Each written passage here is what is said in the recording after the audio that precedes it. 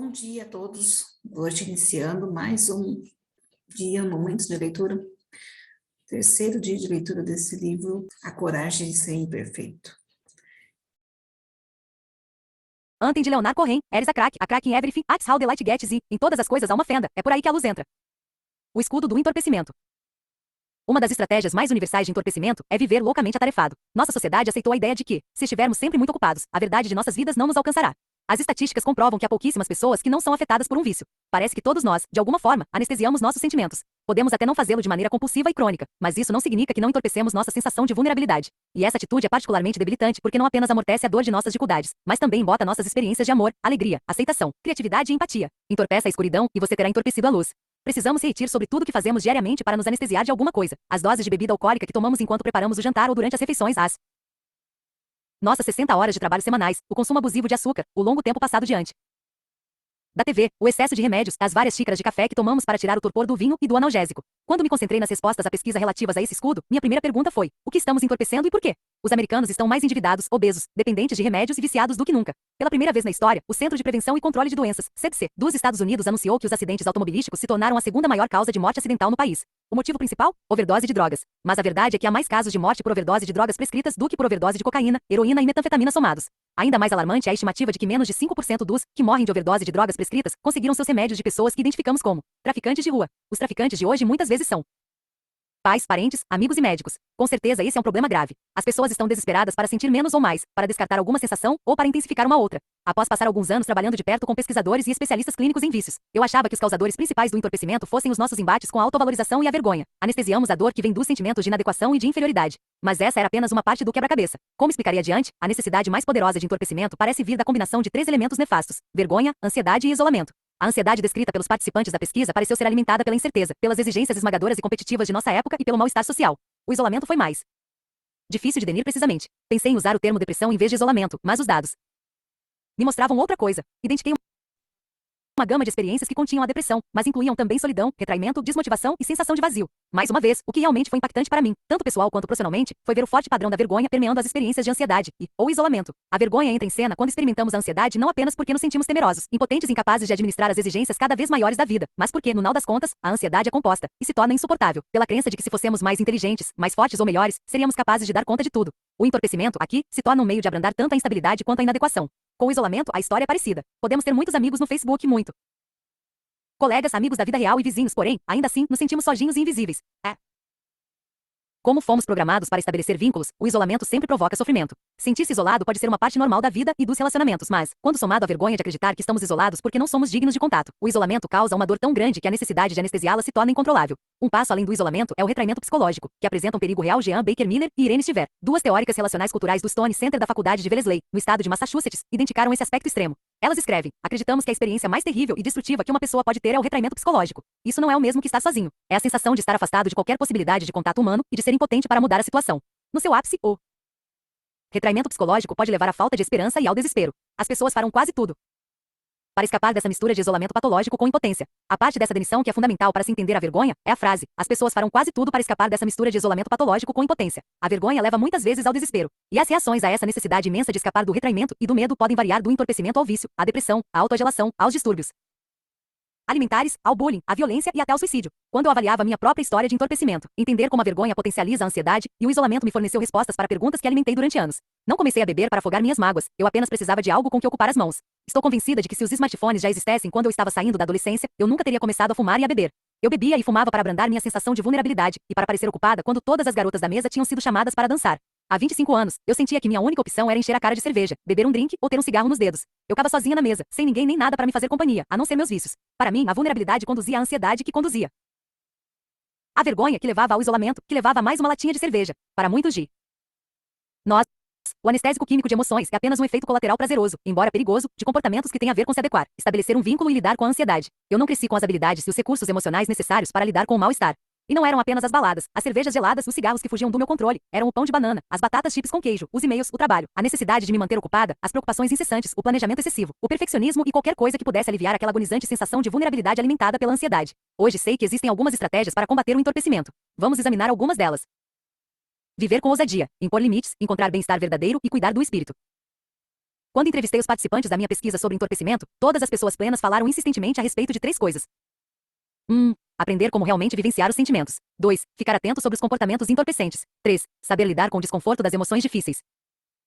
Tudo isso fazia sentido para mim, mas eu queria saber exatamente como lidar com a ansiedade e o isolamento. Portanto, comecei a perguntar especificamente sobre essas questões. Como esperado, havia muito mais em jogo. Essas pessoas tinham elevado o nível de ser o bastante. Meus entrevistados tinham aprendido a impor limites importantes em suas vidas.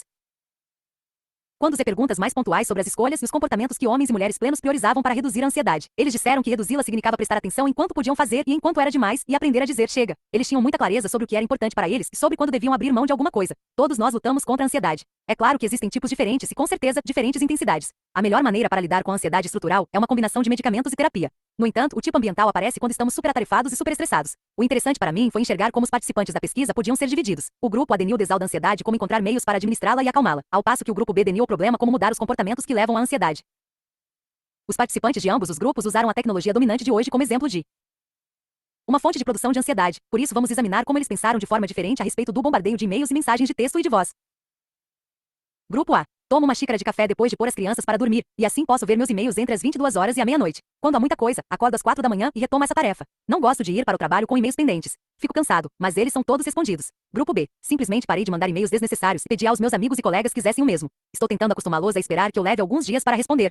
Se é importante, me ligue. Não mande e-mails ou torpedos. Melhor ainda, passe na minha sala. Grupo A. Aproveito os sinais fechados, as lojas de supermercado e as viagens de elevador para fazer telefonemas. Até durmo com meu telefone por perto para o caso de alguém me ligar ou de eu me lembrar de alguma coisa no meio da noite. Uma vez, liguei para minha assistente às 4 da manhã, porque lembrei que precisávamos acrescentar algo ao processo que estávamos preparando. Fiquei surpreso com a velocidade com que atendeu, mas ela lembrou que eu lhe pedirá que mantivesse o telefone na mesa de cabeceira. Só vou descansar e desligar da tomada quando tivermos terminado tudo. Trabalhar muito e jogar duro. Este é o meu lema. E jogar duro não é nada demais quando você não dorme há bastante tempo. Grupo B. Meu patrão, meus amigos e minha família sabem que não atendo telefonemas antes das 9 horas e depois das 21. Se o telefone tocar antes ou depois desses horários, sei que é engano ou uma emergência de verdade, e não um problema do trabalho.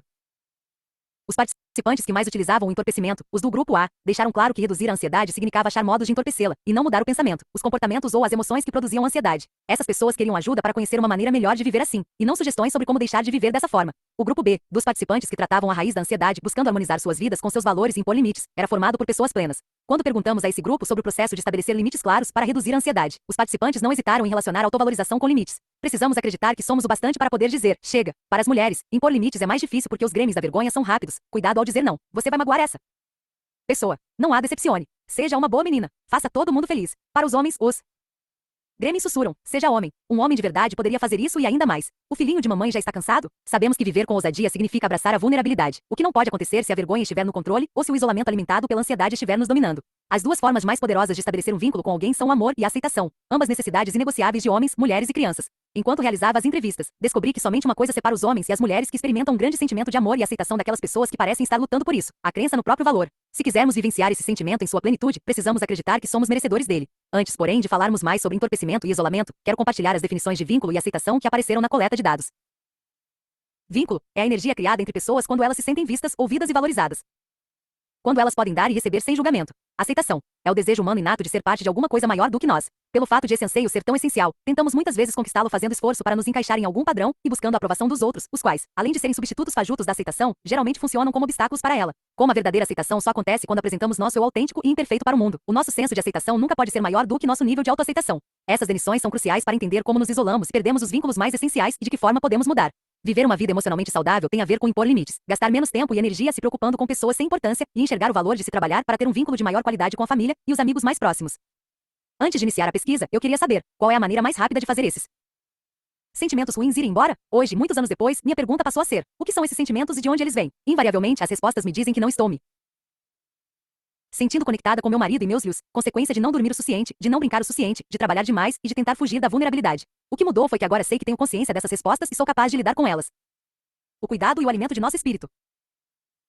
As pessoas perguntam com frequência: onde está a linha que separa o prazer e o bem-estar do entorpecimento? Em resposta, Jennifer Louden, escritora e coach de crescimento pessoal, chamou os nossos artifícios de entorpecimento de sombras de alívio. Quando estamos ansiosos, isolados psicologicamente, vulneráveis, solitários e nos sentindo impotentes, a bebida, a comida, o trabalho e as horas indáveis na internet parecem nos confortar, mas, na verdade, estão apenas lançando grandes sombras sobre nossa vida. Jennifer escreve em seu livro The Life Organizer, O Organizador de Vida, As sombras de alívio podem tomar qualquer forma. Não são as suas ações, mas o motivo por trás delas que faz toda a diferença. Você pode comer um pedaço de chocolate aproveitando o momento de doce felicidade, uma gratificação verdadeira, ou pode devorar uma barra inteira de chocolate, sem sequer sentir o gosto, numa tentativa frenética de se acalmar, uma sombra de consolo. Pode conversar por meia hora com alguém pela internet e sair energizado para suas tarefas, ou pode bater papo online com alguém só para não ter que conversar cara a cara com seu cônjuge sobre quão dolorosas foram as palavras na noite anterior. O que apareceu na minha pesquisa foi exatamente o que Loden ressalta. Não são as suas ações, mas o motivo por trás delas que faz toda a diferença. Isso nos convida a refletir sobre o que está por trás das escolhas, se for útil, discutir essas questões em família, com os amigos mais próximos ou com um terapeuta. Não há cartilhas ou manuais que nos ajudem a identificar as sombras de alívio ou outros comportamentos destrutivos que buscam o entorpecimento. É necessário, na verdade, um exame de consciência e muita reição. Recomendo prestar muita atenção se as pessoas que você ama já mostram preocupação com o seu envolvimento em comportamentos desse tipo. Em última análise, porém, essas são questões que transcendem o que conhecemos e a forma como sentimos, pois dizem respeito ao nosso espírito. Minhas escolhas estão confortando e alimentando meu espírito ou são alívios temporários da vulnerabilidade e das emoções difíceis que acabam esgotando minhas energias? Minhas escolhas levam à plenitude ou fazem com que eu me sinta vazio e carente? Para mim, sentar-me com calma para apreciar uma refeição farta é revigorante e prazeroso. Porém, comer de pé, seja em frente à geladeira ou à porta da despensa, é sempre um sinal de alerta. Sentar-me no sofá para assistir bons programas de televisão é delicioso, mas apiar durante uma hora é desanimador. Quando pensamos sobre nutrir ou atroar o nosso espírito, precisamos considerar de que forma os comportamentos entorpecedores causam impacto nas pessoas à nossa volta, até mesmo os estranhos. Há alguns anos, escrevi um artigo sobre telefones celulares e isolamento para um jornal de Houston, depois de testemunhar como nosso estilo de vida alimentado pela ansiedade afeta as pessoas. Falei sobre o modo frio como os clientes tratam manicures, garçons, recepcionistas, balconistas, etc., como se não fossem pessoas e não merecessem sequer serem olhadas nos olhos. Uma vez, eu estava prestes a fazer o meu pedido ao drive-thru de uma lanchonete quando meu celular tocou. Achei que pudesse ser da escola de Charlie e atendi. Era alguém ligando para formar uma reunião de trabalho. Desliguei o telefone o mais depressa que pude. Enquanto eu dizia sim, irei à reunião, a atendente na janela e eu conseguimos nos comunicar. Eu me desculpei com ela sim.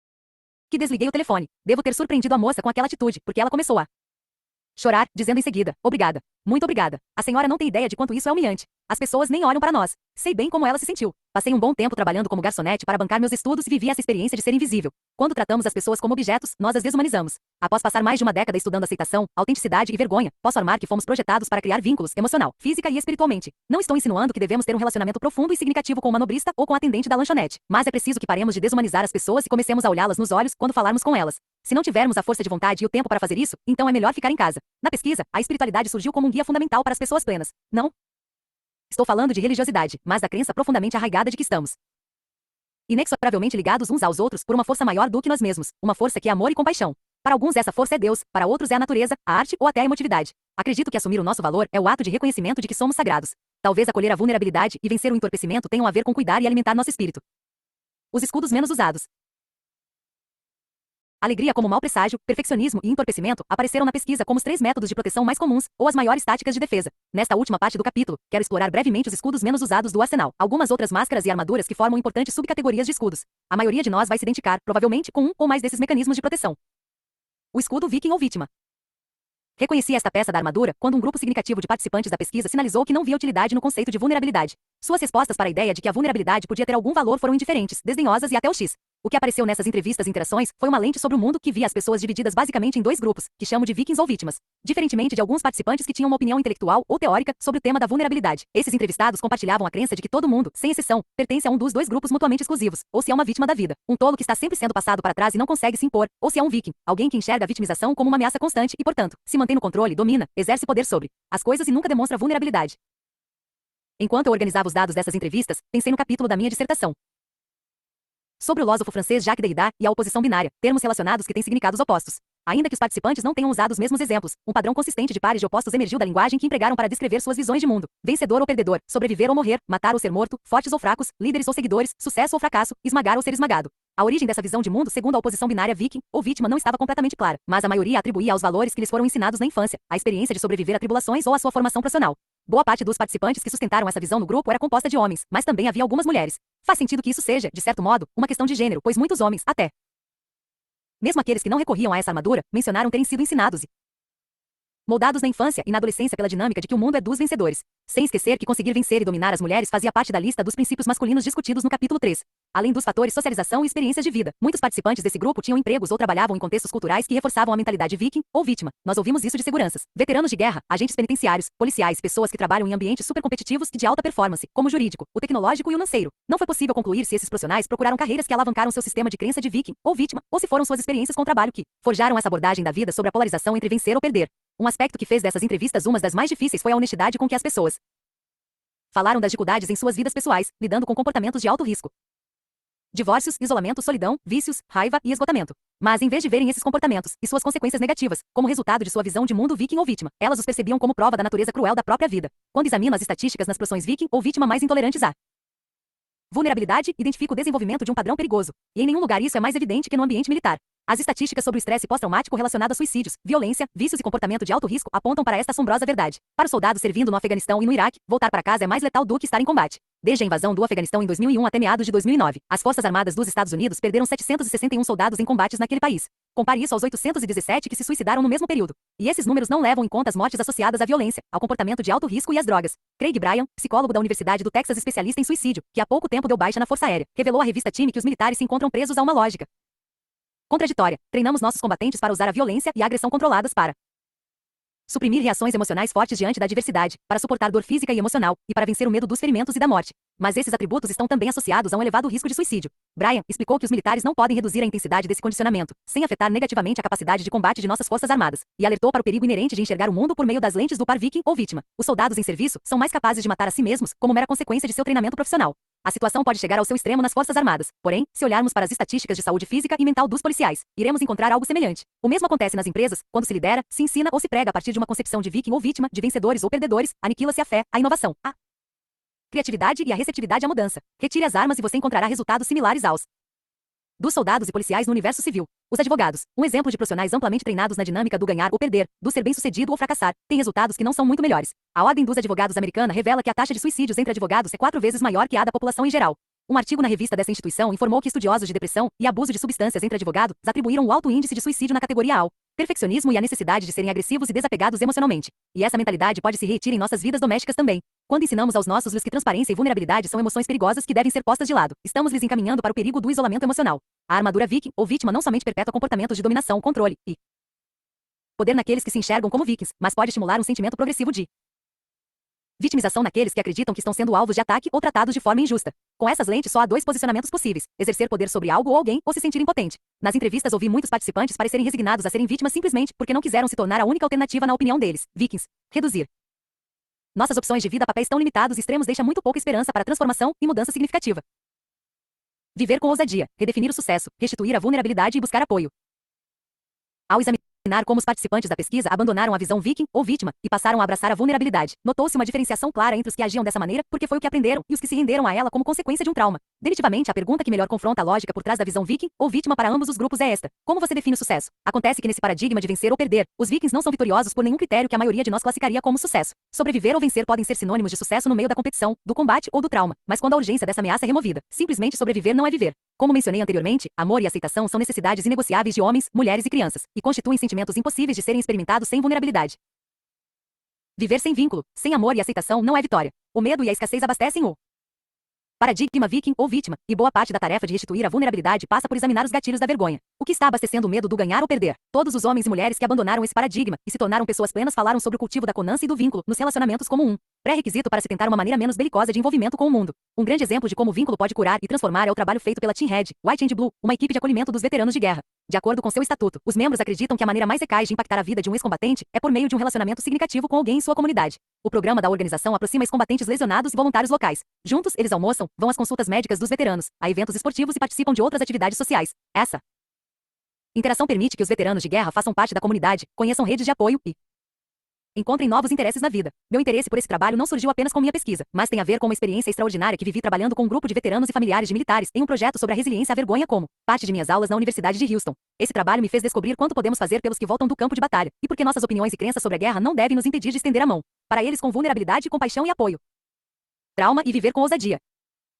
Todos tentamos entender por que algumas pessoas que sobreviveram a traumas, em combate, por violência doméstica, por abuso físico ou sexual, ou traumas ocultos mais igualmente destrutivos, como a opressão, a negligência, o abandono ou o excesso de medo ou de estresse, mostraram grande capacidade de recuperação e de vivenciarem vidas plenas, ao passo que outras tiveram suas trajetórias denidas por aquele evento. Estas podem vir a cometer a mesma violência que sofreram, passar a vida lutando contra um vício ou serem capazes de escapar do sentimento de que são vítimas em situações em que claramente não o são.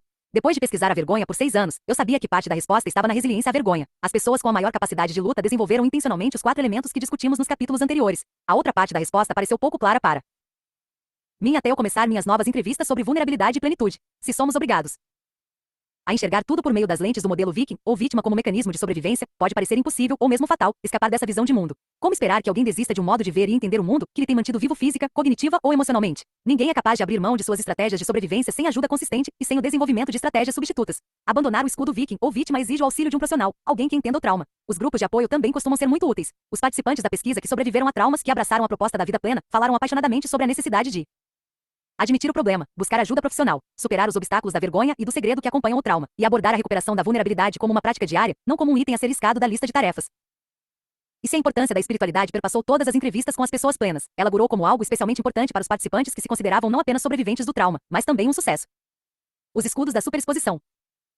Vejo duas maneiras de superexposição em nossa sociedade. A primeira é o que chamo de holofote, e a outra é o invadir e roubar. Como vimos no capítulo sobre os mitos da vulnerabilidade, superexposição não é vulnerabilidade. Na verdade, o que ela provoca é isolamento, artificialidade e desconfiança.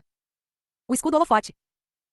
Para entender o holofote, precisamos saber que as intenções por trás desse tipo de exposição são múltiplas e incluem, muitas vezes, aliviar a própria dor, testar a lealdade e a tolerância em um relacionamento e ou forçar a intimidade em um novo contato. Infelizmente, o resultado do uso desse escudo é quase sempre o oposto do que pretendíamos. As pessoas se assustam e se retraem, aumentando nossa vergonha e nosso isolamento. Não é possível usar a vulnerabilidade para descarregar seu próprio mal-estar, como uma medida da tolerância em um relacionamento. Eu lhe revelo isto e você não vai embora, ou para acelerar uma relação. Simplesmente não ajuda em nada. Em geral, quando nos aproximamos de alguém e nos abrimos, revelando nossos medos, esperanças, dificuldades e alegrias, nós criamos pequenas possibilidades de vínculo. Nossa vulnerabilidade compartilhada joga luz sobre lugares normalmente escuros. Minha metáfora para isso são as luzes pisca-pisca. Há alguma coisa mágica na ideia da luz pisca-pisca brilhando no escuro e em lugares inusitados. Elas são pequenas, e uma única lâmpada praticamente não faz efeito, mas um conjunto inteiro de luzinhas é bonito de se ver. É o contato harmonioso que as torna bonitas. Quando se trata de vulnerabilidade, contato harmonioso significa dividir nossas histórias com pessoas que conquistaram o direito de ouvi-las, pessoas com quem cultivamos relacionamentos que podem suportar o peso de nossa história. A confiança genuína, a empatia mútua, a compartilhamento recíproco. Podemos pedir o que precisamos? Essas são questões cruciais sobre vínculos. Quando expomos nossa vulnerabilidade a pessoas com quem não temos um vínculo genuíno, principalmente os segredos que nos causam vergonha, a reação emocional delas, e, por vezes física, é muitas vezes recuar, se contrair, como se nós lançássemos um holofote em seus olhos. Em vez de um lamento de luzinhas delicadas, nossa maneira de compartilhar a vulnerabilidade é ofuscante, invasiva e insuportável. Se estivermos do outro lado, recebendo isso, às vezes nos sentimos desgastados, confusos e por vezes manipulados. Não é exatamente a resposta empática que a pessoa que está contando a história esperava. Até para os que, como eu, estudam a empatia e ensinam como colocá-la em prática. É raro sermos capazes de permanecer sintonizados quando a superexposição de alguém violenta e ultrapassa o nível de interatividade conquistado pela relação. Viver com ousadia, deixar as intenções claras, impor limites e cultivar vínculos.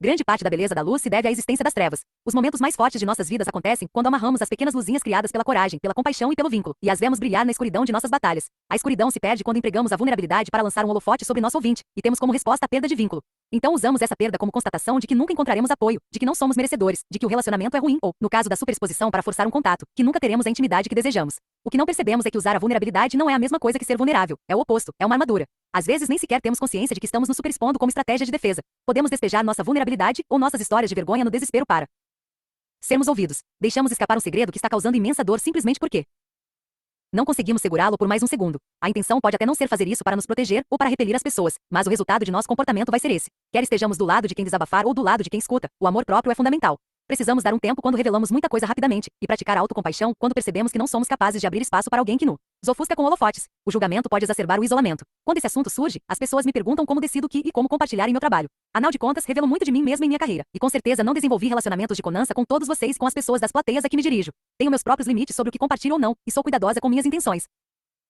Primeiro, só conto histórias ou experiências que já tenham sido trabalhadas e resolvidas. Não compartilho histórias íntimas nem com feridas ainda não cicatrizadas. Em segundo lugar, sigo a regra que aprendi no serviço social. Compartilhar algo pessoal para ensinar ou fazer um processo avançar pode ser saudável e eficaz, mas revelar informações como um modo de trabalhar seus problemas pessoais é inapropriado e antiético. Porém, só me abro quando não estou tentando preencher carências. Acredito piamente que ficar vulnerável diante de um público mais amplo só é uma boa ideia se a informação compartilhada estiver ligada à cura, e não às expectativas quanto às reações dos ouvintes. Quando perguntei sobre isso àqueles que compartilham suas histórias por meio de blogs, livros e palestras, descobri que eles pensavam de maneira muito parecida em suas abordagens e intenções. Não quero que o medo dos holofotes impeça ninguém de falar de suas dificuldades, mas tomar cuidado com o que se conta, porque se conta e como se conta é fundamental quando o contexto é de um público mais amplo. Todos somos muito gratos pelas pessoas que escrevem e falam de seus problemas, fazendo com que nos lembremos que não estamos sozinhas. Se você se reconhecer neste escudo, pergunte-se a si mesmo quando estiver querendo compartilhar histórias pessoais. Por que estou contando isto? Que resultado espero? Que emoções estou experimentando? Minhas intenções estão alinhadas com meus valores? Há algum resultado, reação ou falta de resposta que irá ferir meus sentimentos? Essa minha exposição está a serviço da criação de um vínculo? Estou pedindo às pessoas em minha vida aquilo de que genuinamente preciso? O escudo invadir e roubar. Se o holofote tem a ver com usar mal a vulnerabilidade, a segunda maneira de superexposição tem a ver com a prática de usar a vulnerabilidade como ferramenta de manipulação. Uma atitude de invadir e roubar é desorganizada, não planejada e desesperada. O invadir e roubar, empregado como armadura, tem a ver com invadir as fronteiras sociais das pessoas com informações íntimas e então roubar toda a atenção e energia possíveis. Vemos isso com mais frequência na cultura das celebridades, em que impera o sensacionalismo. Infelizmente, professores e inspetores escolares me disseram que veem esse comportamento com muita frequência, até mesmo em alunos do ensino fundamental. Diferente do holofote, que pelo menos procede de uma tentativa repleta de carência de colmar nosso valor, essa suposta revelação de vulnerabilidade contida no invadir e roubar parece menos verdadeira. Em minhas investigações com pessoas que desenvolvem esse comportamento, pude constatar que a motivação que está por trás dele é o desejo de atenção. É claro que as questões de valorização estão por trás do desejo de atenção, mas em nosso mundo de mídias sociais é cada vez mais difícil identificar o que é uma tentativa verdadeira de contato e o que é puro exibicionismo. De um jeito ou de outro, não se trata de vulnerabilidade. Viver com ousadia, questionando as intenções.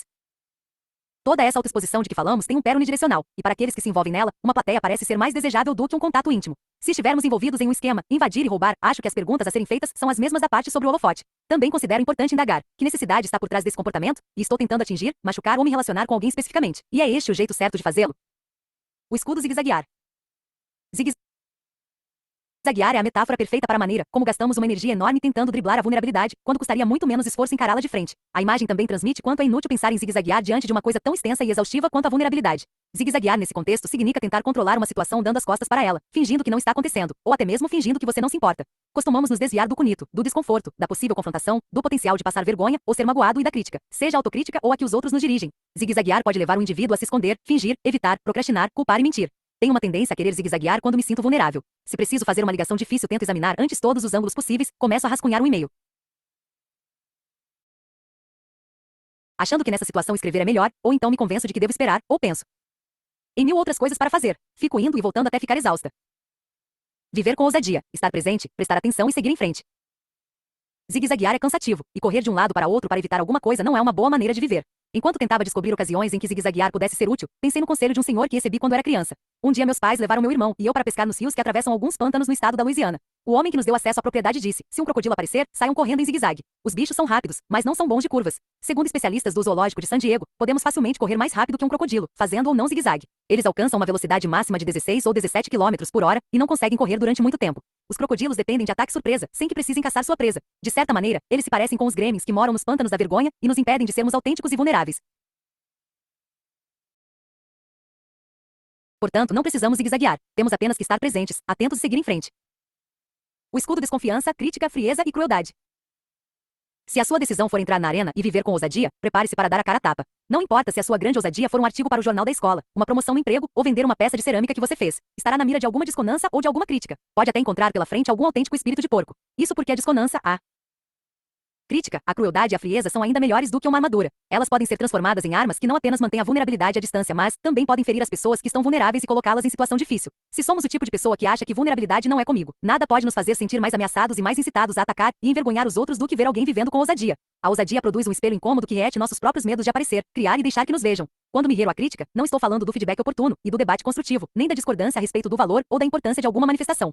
Estou falando das depreciações gratuitas, dos ataques pessoais e das reclamações infundadas a respeito de nossas motivações e intenções. Quando me refiro à desconança, não estou falando do questionamento ou do ceticismo saudáveis. Estou falando da depreciação agressiva que leva a considerações irracionais do tipo que coisa idiota, ou este é um projeto fadado ao fracasso. A frieza é uma das formas mais extremas de depreciação. Tanto faz, nada a ver. Quem se importa? Para algumas pessoas, é quase como se o entusiasmo e a energia criadora tivesse se tornado um sinal de ingenuidade. Na introdução a este capítulo falei da adolescência como ponto de partida para a corrida para o arsenal. A desconfiança e a frieza são comuns no ambiente das escolas. Todos os alunos no colégio da minha área usam casaco com capuz todos os dias, mesmo se estiver fazendo 35 graus do lado de fora. O capuz não apenas funciona como escudo contra a vulnerabilidade por ser um acessório descolado, mas estou certa de que a garotada o enxerga como um manto de invisibilidade. Os jovens literalmente desaparecem dentro do casaco. É uma maneira de se esconderem. Com a cabeça sob o capuz e as mãos no bolso, eles se isolam de qualquer envolvimento. Frios demais para se importarem.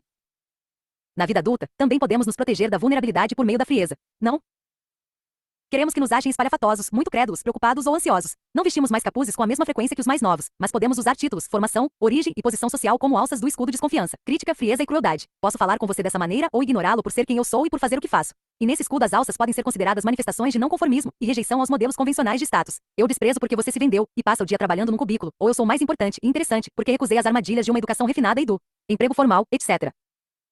Viver com ousadia, andar na corda bamba, praticar a resiliência à vergonha e avaliar a realidade. Ao longo de um ano entrevistei artistas, escritores, gestores empresariais, religiosos e líderes comunitários sobre esses temas, questionando como eles aprenderam a aceitar a crítica construtiva. Ainda que fosse difícil de ouvir, ultrando os ataques mal intencionados. Basicamente, eu queria saber como eles mantêm a coragem para continuar firmes na arena da vida. Quando paramos de nos importar com o que as pessoas pensam, perdemos a capacidade de criar vínculos. Quando somos moldados pelo que as pessoas pensam, perdemos a vontade de ser vulneráveis. Se ignoramos toda crítica, perdemos um importante feedback. Mas se nos sujeitamos à hostilidade dos outros, nosso ânimo será esmagado. É como a travessia do equilibrista sobre a corda bamba. A resiliência e a vergonha é a vara de equilíbrio e a rede de segurança são as poucas pessoas em nossas vidas que nos ajudam a verificar a validade da crítica e da desconfiança. Sou muito visual, por isso mantenho em minha escrivaninha a foto de uma pessoa se equilibrando na corda bamba, para me lembrar de que meu esforço para permanecer receptiva e, ao mesmo tempo, manter os limites em seu lugar compensa a energia investida e o risco. Os participantes da pesquisa que usaram a crítica e a desconfiança no passado como um modo de se protegerem da vulnerabilidade falaram com sabedoria sobre sua transição para a vida plena. Muitos contaram que seus pais moldaram seus comportamentos na infância e na adolescência, e que não tinham consciência de quantos imitavam até que começaram a investigar o próprio medo de ficar vulnerável, tentar coisas novas e se envolver. Essas pessoas não eram ególatras que têm prazer em insultar os outros. Na verdade, elas eram mais exigentes consigo mesmas do que com as outras pessoas. Portanto, sua depreciação não era somente dirigida para fora, ainda que admitissem usá-la com alguma frequência como forma de diminuir os próprios complexos. Nas entrevistas, os homens e as mulheres que se deniram como críticos sofriam por se sentirem desprezados e invisíveis. Criticar era uma maneira de ser ouvido. E quando perguntei a essas pessoas como elas passaram da crítica maldosa para a crítica construtiva e da desconfiança para a contribuição, elas falaram de um processo muito semelhante à resiliência à vergonha. Entender o que motivava seus ataques, o que representava seu senso de valor próprio, conversar sobre isso com as pessoas em quem confiavam e pedir aquilo de que precisavam. Muitos tiveram que mergulhar fundo na questão da frieza. De que maneira parecer uma pessoa fria se tornou um valor desejado, e qual foi o custo de fingir que as coisas não importam? O medo de ser vulnerável pode desencadear crueldade, crítica e desconfiança em todos nós. Assumir a responsabilidade pelo que dizemos é um modo de verificar nossas intenções. Além de andar na corda bamba, praticar a resiliência à vergonha e formar uma comunidade segura que me apoie quando eu me sentir atacada ou magoada. Adotei 2 estratégias adicionais. A primeira é simples, só aceito e levo em consideração comentários de pessoas que também estejam na arena. Se você não está ajudando, não está contribuindo nem está lutando contra seus próprios gremlins, não estou nem um pouco interessada em ouvi-lo. A segunda estratégia é simples. Carrego uma pequena folha de papel em minha carteira com os nomes das pessoas cujas opiniões sobre mim importam. Para estar nessa lista, é preciso que você me ame por minhas forças e minhas dificuldades, e seja o que chamo de amigo estria. Uma relação que foi expandida e estendida de tal forma que se tornou parte de quem nós somos, como uma segunda pele, e com cicatrizes para comprovar isso. Em geral, temos bem poucas pessoas que se credenciem para essa lista. O importante, porém, é não descartar os amigos estria para ganhar a aprovação de estranhos que estão sendo maldosos. 5. Diminuindo a lacuna de valores, trabalhando as mudanças, fechando a fronteira da falta de motivação. Diminuir a lacuna de valores é uma estratégia de ousadia. Devemos prestar atenção no espaço que separa o lugar onde estamos do lugar onde queremos estar. E mais importante, precisamos praticar as virtudes que consideramos importantes em nossa visão de mundo. Diminuir a lacuna exige tanto acolher nossa vulnerabilidade quanto perseverar no enfrentamento da vergonha. Seremos cobrados a dar respostas como líderes, pais e educadores, de maneiras novas e incomodas. Não precisamos ser perfeitos, mas temos que estar atentos e comprometidos para alinhar nossos valores com nossas atitudes. Estratégia versus cultura. No mundo das empresas há um debate em curso sobre a relação entre estratégia e cultura, e sobre a importância de cada uma. Enxergo estratégia como o plano de ação, ou a resposta detalhada à pergunta, o que queremos conquistar e como vamos chegar lá. Todos nós, famílias, grupos religiosos, equipes de projeto, professores, temos um plano de ação. E todos refletimos sobre as metas que queremos alcançar e os passos que precisamos dar para sermos bem-sucedidos. A cultura, por outro lado, em vez de revelar o que queremos conquistar, diz muito sobre quem nós somos. Dentre as muitas definições complexas de cultura no contexto tratado aqui, aquela que mais coaduna com minha visão é a mais simples. Como pioneiros do desenvolvimento organizacional, Terence Deal e Alan Kennedy armaram: cultura é a maneira como fazemos as coisas por aqui. Gosto dessa definição porque me parece adequada para as discussões sobre todas as culturas, desde a grande cultura da escassez sobre a qual escrevi no capítulo 1, até uma cultura organizacional específica, passando por uma cultura que define a minha família. As respostas às perguntas a seguir dizem muito sobre a cultura e os valores de um grupo, família ou empresa.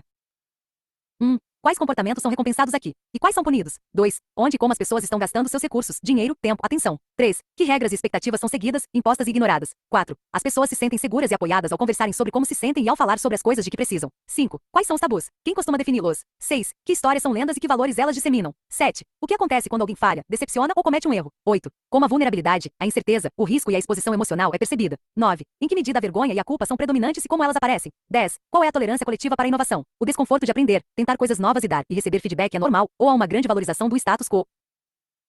Como alguém que estuda a cultura como um todo, acredito que a força dessas questões está em sua capacidade de lançar luz sobre as áreas mais escuras de nossa vida: isolamento, desânimo e luta por valorização. As questões não apenas nos ajudam a compreender a cultura, mas trazem à tona as discrepâncias entre o que falamos e o que fazemos, ou entre as virtudes que defendemos e as que praticamos. Meu amigo Charles Killey usa o termo virtudes desejadas para descrever a lista enganosa de virtudes e valores em que se baseiam nossas melhores intenções, na parede de nosso escritório, em nossos sermões como pais e em nossa visão de empresa. Se quisermos isolar o problema e desenvolver estratégias de transformação, temos que confrontar nossas virtudes desejadas com as praticadas, ou seja, como nós realmente vivemos, sentimos, agimos e pensamos. Estamos vivendo de acordo com o que pregamos? Responder a essa pergunta pode ser muito desconfortável. A fronteira da falta de motivação. A falta de motivação é um tema subjacente à maioria dos problemas que vejo em famílias, escolas, comunidades e organizações, e ele assume muitas formas, incluindo algumas que discutimos no capítulo 4. Nós nos desligamos, deixamos de nos envolver com as coisas, para nos proteger da vulnerabilidade, da vergonha e da sensação de nos acharmos perdidos e sem objetivos. Também fazemos isso quando percebemos que as pessoas que nos lideram, o chefe, os professores, o diretor, o clérigo, os pais, os políticos, etc., não estão cumprindo o contrato social estabelecido. A política é um grande exemplo de descumprimento do contrato social. Políticos de todos os partidos fazem leis que eles não são obrigados a cumprir, ou que não os afetam, e adotam comportamentos que levariam quase todos nós à demissão, ao divórcio ou à prisão. Eles representam valores que raramente aparecem em seu comportamento. E assisti-los culpar e envergonhar uns aos outros é constrangedor para nós. Eles não estão cumprindo a sua parte no contrato social. E as estatísticas sobre o comparecimento dos eleitores às urnas e votos brancos ou nulos mostram que estamos bastante desanimados com essa situação. Temos outro exemplo disso nas comunidades religiosas. Primeiro, a falta de motivação nessa área é geralmente consequência de os líderes não estarem vivendo de acordo com as virtudes que pregam. Segundo, em um mundo cheio de incertezas, ficamos ansiosos por algo absoluto. É a reação humana para o medo, quando os líderes religiosos utilizam nosso medo e a necessidade de mais certeza, retirando a vulnerabilidade da espiritualidade e transformando a fé numa cartilha de regras e consequências, em vez de nos ensinarem a enfrentar o desconhecido e abraçar o mistério. Todo o conceito de fé perde sentido. Fé menos vulnerabilidade é igual a política, ou ainda pior, a fanatismo. O verdadeiro comprometimento espiritual não é construído sobre a submissão, mas é produto do amor, da aceitação e da vulnerabilidade. Portanto, impõe-se a questão: se não criamos intencionalmente nas famílias, nas escolas, nas comunidades e nas empresas, culturas que alimentam a falta de motivação e o isolamento, como isso acontece? Onde está a lacuna entre as duas coisas? A lacuna começa aqui. Não podemos dar às pessoas o que não temos. Quem somos importa infinitamente mais do que o que sabemos ou queremos ser. A distância entre as virtudes praticadas, o que, de verdade, nós fazemos, pensamos e sentimos, e as desejadas, o que desejamos fazer, pensar e sentir. É a lacuna de valores, ou o que chamo de fronteira da falta de motivação. É onde se perdem empregos, clientes, alunos, mestres, congregações. E até mesmo luz. Podemos dar passos largos, saltar sobre as grandes lacunas de valores que enfrentamos em casa, no trabalho e na escola, mas, em algum ponto da jornada, quando essas fronteiras chegam a um grau intolerável, nós ficamos perdidos. Essa é a razão por que as sociedades desumanizadas produzem os mais altos níveis de desmotivação. Elas criam lacunas de valores com os quais seres humanos reais não conseguem lidar. Vamos dar uma olhada em alguns temas comuns que surgem no contexto das famílias. Em cada um dos casos há uma lacuna significativa entre as virtudes praticadas e as desejadas, formando-se essa perigosa fronteira da falta de motivação. 1. Virtudes desejadas. Honestidade e integridade. Virtudes praticadas. Arrumar desculpas e deixar rolar. A mãe está sempre dizendo aos seus filhos que honestidade e integridade são importantes, que colar na escola não é um comportamento tolerado.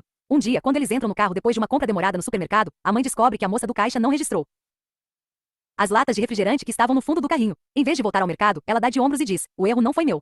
Eles estão tendo lucro de qualquer maneira. 2. Virtudes desejadas. Respeito e responsabilidade. Virtudes praticadas. É melhor fazer da maneira mais rápida e fácil. O pai está sempre falando em casa sobre a importância do respeito e da responsabilidade, mas, quando Bob quebra de propósito o novo brinquedo de Sammy, está ocupado demais com seu Blackberry para se sentar com os dois irmãos e ensinar a eles como cuidar das coisas do outro. Em vez de mandar Bob pedir desculpas e fazer as pazes com o irmão, ele dá de ombros e pensa: garotos são assim mesmo, e manda os dois irem para o quarto. 3.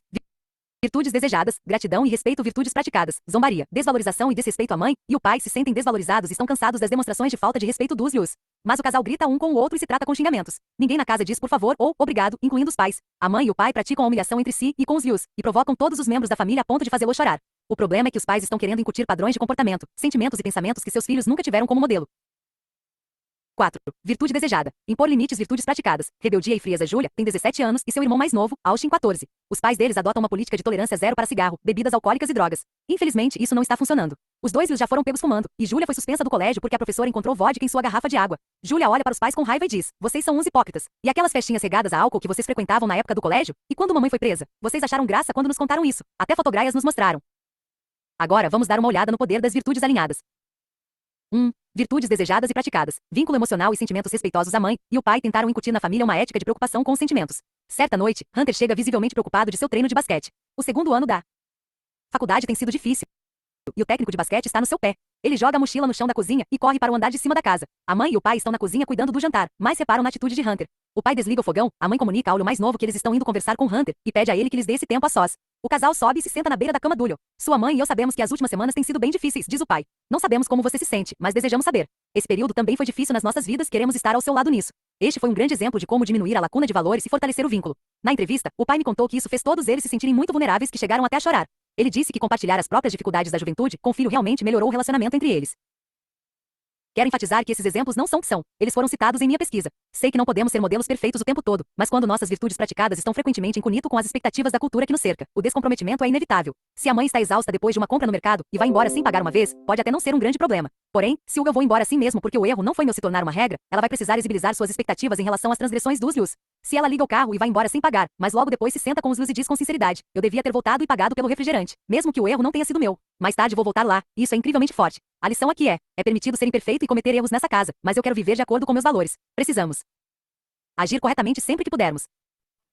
O exemplo sobre a vodka no lugar da água é emblemático de um conito comum entre pais e os. Ouço os pais dizerem o tempo todo: eu era terrível e dizer coisas que não quero que meus filhos façam. Devo mentir sobre meu passado? Como uma pessoa que também já aprontou das suas, não acho que a questão seja mentir ou não. É mais uma questão de o que e como contamos. Primeiro, nem tudo que nós fazemos ou usemos é da conta de nossos yos. Da mesma forma que, quando eles virarem adultos, nem tudo que eles zerem será da nossa conta. Portanto, devemos examinar a motivação para contar determinada história e deixar que o que estamos tentando ensinar aos filhos governe essa decisão.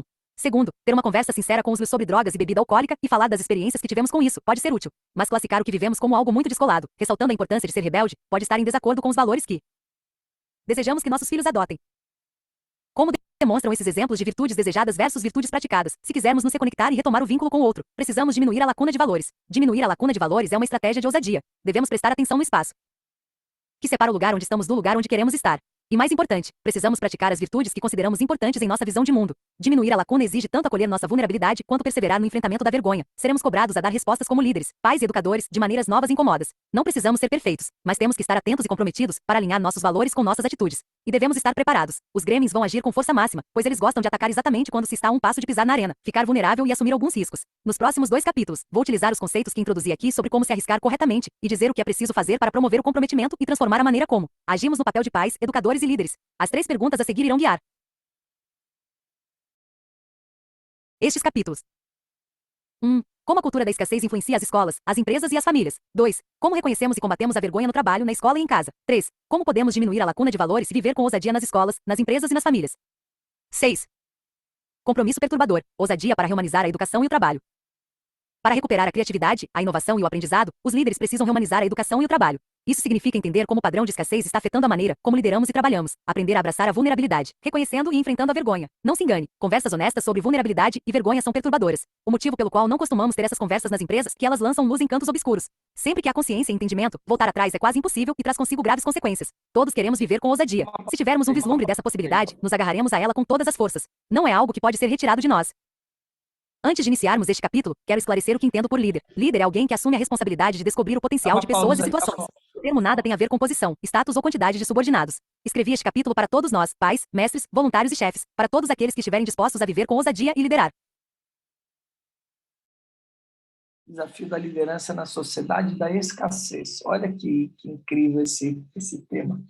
Mas eu quero falar do capítulo anterior, um pouquinho, em que ele traz essa questão do suicídio, e não só do suicídio, mas de empregar a energia de uma forma sombria, empregar a vulnerabilidade, a fragilidade de uma forma sombria, manipuladora e etc. E você se expor também, está falando de escassez agora, está falando da sociedade. Eu quero chamar a atenção a isso, né? Que a estrutura de um livro traz essa história do eu comigo mesmo, eu com a sociedade e eu com o mundo. Né? Ele vai estar trazendo esse desenho, parte de nós. Então,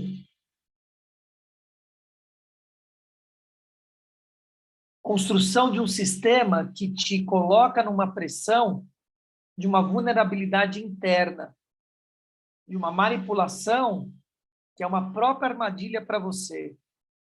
Eu acabei de receber um áudio, né, perguntando a respeito de Provérbios 13 de ontem, de um dos meus mentorados, né? Eu coloco os meus mentorados para ler Provérbios. Simples assim. Ele estava perguntando assim: os ímpios, né, caem em dificuldade, né? Mas eu tenho dificuldade, como é isso? Né? Eu falei, então você passa por dificuldade, você não cai na dificuldade. É diferente. Na hora que você lida com essa energia e você faz isso de uma forma deliberada ou comunga com essa energia de uma forma deliberada, com consciência ou não, mas você comunga com essa energia da manipulação, da sedução, seja, isso é causa e efeito. Se tem dolo, se tem consciência e eu pratico mesmo assim, que está ligado ao ego, uau, consequência em dobro. Isso não vai dar certo, cara. No sentido de que você vai ter muita dificuldade na vida. Se isso acontece de uma forma em que não tem consciência, que você ainda está vivendo simplesmente o processo, mas você não tem consciência, Tudo bem. Você vai aos trancos e barrancos, hora você está melhor, hora você está pior, até você tomar consciência disso. O problema é quando você toma consciência disso e continua fazendo aquilo. E não é porque você não dá conta, porque tem um processo também de decantação. Você tomar consciência de que você está transgredindo, e você não dá conta de não transgredir, de não ser reativo, de não estar em contato com energias deletérias, e assim por diante. E ter um processo e um tempo para você se livrar disso, você ter o livramento desse lugar. Isso é uma situação. Tempo para você subir de nível. Santificar, Santos dos Santos, né, que a gente leu hoje, por exemplo. A santificação. Isso é um processo. E também tem áreas que você vai estar mais santos dos santos, mais santificado, e outras menos, né? Porque a gente está no mundo impuro. Não tenha dúvida que o Papa Francisco transgride, que a Madre Teresa transgredia. Menos, talvez bem menos do que os pobres mortais, os afegões, como diz o pessoal do Pânico. Os afegões comuns, né? Sociedade escassa, é isso que ele vai falar. Vamos ver, escutar mais um pouquinho. Bora lá, Luísa Solange. Vamos finalizar esse capítulo até todo ou paramos na página 112 mesmo? Onde você determinar, você que manda. Quem está liderando é você. Eu só Então estou vamos terminar o capítulo completo, tá bom? a serviço aqui. Sim, senhora. Só estou servindo.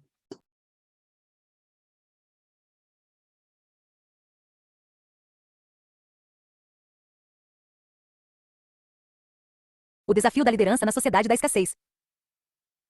Em 2010, tive a oportunidade de passar um M de semana prolongado com 50 COE do Vale do Silício, na Califórnia. Um dos palestrantes desse retiro era Kevin Surassi, na época presidente da Sirius Materials, hoje Sirius Energy, e eleito empreendedor do ano de 2009 pela revista Inc. Eu sabia que Kevin iria discursar sobre inovação perturbadora, portanto, na minha conversa com ele, antes de nós dois falarmos para o grupo, e antes que ele conhecesse meu trabalho, eu lhe perguntei, qual é a maior barreira para a criatividade e a inovação? Kevin pensou por um instante e disse, não sei se isso tem um nome, mas, sinceramente, é o medo de lançar uma ideia e ser ridicularizado e menosprezado. Se estivermos dispostos a passar por essa experiência e sobrevivermos a ela, depois virão o medo do fracasso e o medo de estarmos errados. As pessoas acham que só são boas se suas ideias forem boas, que suas ideias não podem parecer estranhas, demais que elas não podem deixar de saber algo. O problema é que as ideias inovadoras geralmente parecem loucas, e o fracasso e o aprendizado fazem parte da revolução. Mudança gradual e evolução são importantes e precisamos delas, mas estamos ávidos por uma revolução verdadeira, e isso exige um tipo diferente de coragem e criatividade. Antes dessa conversa, eu nunca havia perguntado especificamente sobre inovação aos líderes que entrevistei, mas tudo que Kevin disse estava em sintonia com minha pesquisa sobre trabalho e educação. É verdade mesmo, falei para Kevin. A maioria das pessoas e empresas não consegue suportar a incerteza e os riscos da verdadeira inovação. Aprender e criar são atitudes que, por natureza, nos colocam em posição vulnerável. Nunca há certeza suficiente. As pessoas querem garantias. Exatamente. Tem algo relacionado ao medo que impede as pessoas de irem em frente. Elas se concentram no que já sabem fazer bem e não correm mais riscos. Houve uma breve pausa em nossa conversa, até que ele me fitou e disse, vejo que você é pesquisadora. O que faz exatamente? Dei risada. Estudo esse algo relacionado ao medo. Sou uma pesquisadora da vergonha e da vulnerabilidade. Quando voltei para o quarto de hotel, peguei meu caderno e escrevi notas sobre a conversa com Kevin. Ao pensar sobre aquele algo relacionado ao medo, me lembrei de outra anotação que havia feito no mesmo caderno. Voltei algumas folhas e encontrei o que tinha escrito depois de conversar com um grupo de alunos do segundo ciclo do ensino fundamental sobre suas experiências em sala de aula. Quando pedi a eles que me dissessem qual era a chave para o aprendizado, uma menina deu a seguinte resposta enquanto seus colegas assentiam com a cabeça. Às vezes, dá para fazer perguntas ou desafiar ideias durante a aula, mas se a gente pega um professor que não gosta disso, ou se alguns colegas ridicularizam quem age assim, é terrível. Acho que a maioria de nós acaba aceitando que o melhor é manter a cabeça baixa, a boca calada e as notas altas. Quando reli esse trecho no caderno e pensei na conversa com Kevin, que pasma. Como professora, senti tristeza, não se pode aprender de cabeça baixa e boca fechada. Como mãe de uma aluna do ensino fundamental e de um menino do jardim de infância, eu me enfureci. Como pesquisadora, comecei a ver como são frequentes as semelhanças entre as lutas de nosso sistema educacional e os desafios que enfrentamos no local de trabalho. Primeiro vislumbrei isso como duas discussões diferentes, uma para educadores e outra para líderes. Porém, quando revisitei os registros da pesquisa, concluí que professores e diretores de escola são líderes, e que executivos, gerentes e supervisores são professores. Nenhuma empresa ou escola pode ter sucesso sem criatividade, inovação e aprendizado permanente, e a maior ameaça a esses três elementos é a falta de motivação. Pelo que aprendi com a pesquisa e pelo que observei nos anos em que trabalhei com líderes de escolas e de empresas de todos os tipos e tamanhos, acredito que devamos reexaminar completamente a questão da motivação. Para recuperar a criatividade, a inovação e o aprendizado, os líderes precisam se comprometer a rehumanizar a educação e o trabalho. Isso significa entender como o padrão de escassez está afetando a maneira como lideramos e trabalhamos, aprender a abraçar a vulnerabilidade reconhecendo e enfrentando a vergonha. Isto é o que chamo de compromisso Perturbador. No livro Out of Our Minds, Learning to be Creative, Fora de Si, Aprendendo a Ser Criativo, Ken Robinson é bastante incisivo ao falar sobre a necessidade dessa mudança, que vem a substituir o conceito ultrapassado de que as instituições humanas devem funcionar como máquinas. Ele escreve: por mais sedutor que o exemplo da máquina possa ser para a produção industrial, organizações humanas não são máquinas, as pessoas não são peças de uma engrenagem. Seres humanos têm valores, sentimentos, percepções, opiniões, motivações e histórias de vida, ao passo que engrenagens e rodas dentadas não os têm. Uma empresa não é a instalação física dentro da qual opera, é a rede de pessoas que nela atua. Não se engane, a reumanização do trabalho e da educação exige uma liderança corajosa. Conversas honestas sobre vulnerabilidade e vergonha são perturbadoras. O motivo pelo qual não costumamos ter essas conversas nas empresas é que elas lançam luz em cantos obscuros. Sempre que há consciência e entendimento, voltar atrás é quase impossível e traz consigo graves consequências. Todos queremos viver com ousadia. Se tivermos um vislumbre dessa possibilidade, nos agarraremos a ela com todas as forças. Não é algo que pode ser retirado de nós. Reconhecendo e combatendo a vergonha. Vergonha produz medo. Ela diminui nossa tolerância à vulnerabilidade e com isso atroa a motivação, a inovação, a criatividade, a produtividade e a conança. E pior ainda, se não soubermos o que estamos procurando, a vergonha pode destruir uma empresa ou organização antes mesmo de enxergarmos o sinal exterior de algum problema. Ela atua como os cupins em uma casa de madeira. Fica escondida no escuro, atrás das paredes, devorando gradativamente a nossa infraestrutura, até que um dia os degraus da escada desabam de repente. Então descobrimos que é só uma questão de tempo até que as paredes também desmoronem. Da mesma maneira que apenas uma caminhada pela casa não será capaz de revelar a presença de cupins, um giro pelos escritórios ou pelas salas de aula não detectará um problema de vergonha. Ou pelo menos espera-se que ele não seja tão aparente assim. Se virmos um gerente repreendendo um funcionário em voz alta ou um professor humilhando um aluno, o problema já é grave demais e provavelmente já acontece há muito tempo. Na maioria dos casos, porém, precisamos saber o que estamos procurando quando avaliamos uma instituição em busca de sinais de que a vergonha possa estar presente. Sinais de que a vergonha impregnou a cultura. Culpa, fofocas, favoritismo, apelidos pejorativos e assédio são comportamentos indicadores de que a vergonha impregnou a cultura de um lugar. Um sinal ainda mais claro é quando a vergonha se torna uma ferramenta explícita de gerenciamento. Há alguma evidência de pessoas em posição de liderança praticando bullying, criticando alguém em voz alta na frente dos colegas, repreendendo em público ou implantando sistemas de recompensa para intencionalmente diminuir, envergonhar ou humilhar os subordinados. Nunca estive em uma escola ou empresa que não utilizasse a vergonha. Não estou armando que instituições assim não existam, mas tenho minhas dúvidas. De fato, depois que explico como a vergonha funciona, um ou outro professor me aborda e revela que a utiliza como ferramenta regularmente. A maioria quer saber como mudar essa prática, mas os poucos dizem com orgulho: a vergonha funciona. Uma razão para minha certeza de que a ferramenta da vergonha vigora nas escolas é saber que 85% dos homens e mulheres que entrevistei na pesquisa puderam se lembrar de algum episódio de vergonha nos tempos de escola que tenha mudado sua maneira de se enxergarem como alunos. O que torna isso ainda mais espantoso é que quase metade dessas recordações eram o que chamo de cicatrizes de criatividade. Os participantes da pesquisa podiam apontar algum episódio específico em que escutaram que eles não eram bons escritores, artistas, músicos, dançarinos ou alguma outra coisa ligada à sua produção criativa. Ainda vejo isso acontecendo nas escolas o tempo todo. A arte é avaliada segundo padrões rigorosos e é dito às crianças, desde o jardim de infância, que elas não têm dons criativos. Isso nos ajuda a entender por que os Grêmios são tão bem-sucedidos quando se trata de criatividade e inovação. As empresas têm suas próprias dificuldades.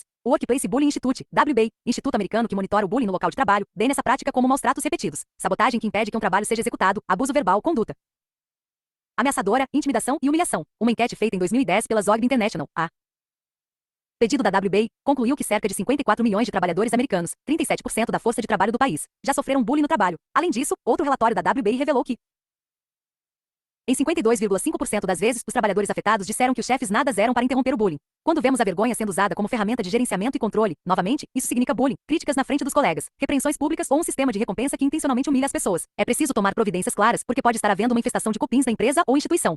E devemos lembrar que isso não acontece da noite para o dia. É necessário também ter em mente que, se os funcionários forem obrigados a conviver constantemente com a vergonha, é certo que estarão repassando essa cultura para clientes, colaboradores, alunos e famílias. Portanto, se isso está acontecendo e pode estar circunscrito a uma unidade, a uma equipe de trabalho ou a pessoas específicas, é um problema que deve ser tratado imediatamente sem o uso da vergonha como ferramenta. Aprendemos a sentir vergonha com nossa família, e muita gente cresce acreditando que ela é um método eficiente e eficaz de governar as pessoas, conduzir uma turma e criar-lhes. Por essa razão, constranger alguém que utiliza a ferramenta da vergonha não é útil. Mas não fazer nada é igualmente perigoso, não apenas para as pessoas que estão sendo vítimas da cultura da vergonha, como também para a instituição como um todo. Há muitos anos, um homem se aproximou de mim após um evento e disse: "Me entreviste, por favor.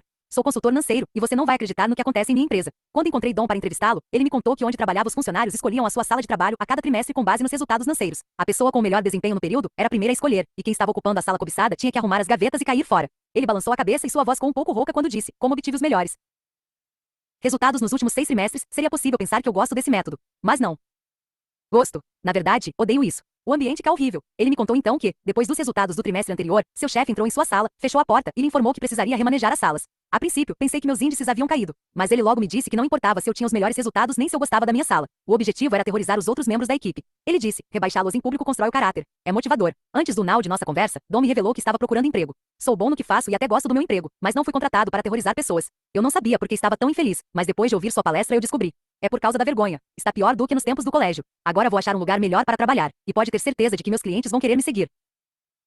No livro primeiro Old It Was Just Me, pensei que era só comigo, conta a história de Sylvia, uma produtora de eventos na faixa dos 30 anos que deu início à nossa entrevista dizendo: eu queria ter sido entrevistada por você há 6 meses. Eu era outra pessoa, completamente oprimida pela vergonha. Quando lhe perguntei o que queria dizer com isso, ela explicou que ouvirá uma amiga falar sobre minha pesquisa e resolveu se voluntariar, porque sua vida tinha sido transformada pela vergonha. Havia pouco tempo ela passará por uma importante reviravolta, quando se viu na lista de perdedores em seu trabalho.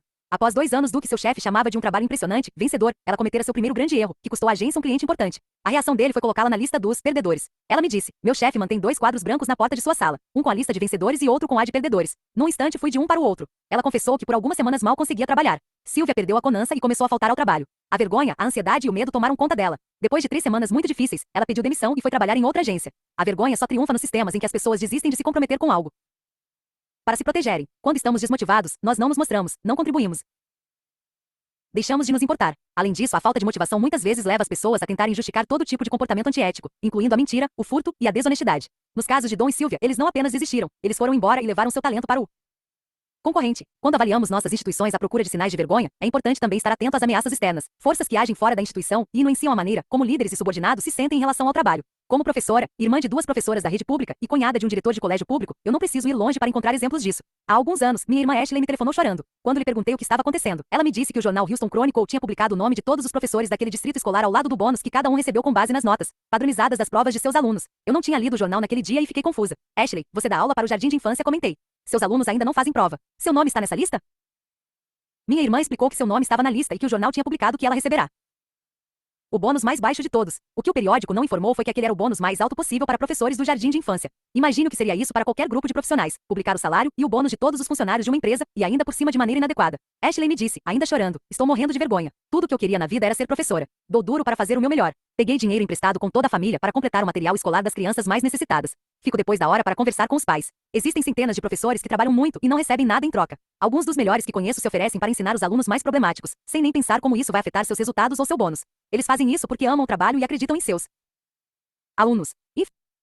Infelizmente, essa abordagem injusta para a avaliação de professores se tornou uma prática aceita em todo o país. A boa notícia é que as pessoas estão finalmente se manifestando. Em resposta à Corte de Apelação do Estado de Nova York, que determinou que as avaliações do desempenho individual dos professores da rede pública podiam vir a público, Bill Gates escreveu em um artigo para o The New York Times: desenvolver uma forma sistemática de incentivar os professores a melhorar é a ideia mais brilhante na educação de hoje. Mas uma maneira rápida de pôr tudo a perder é transformar isso em um exercício arbitrário de vergonha pública. Vamos criar um sistema que realmente ajude os professores a buscar o aprimoramento.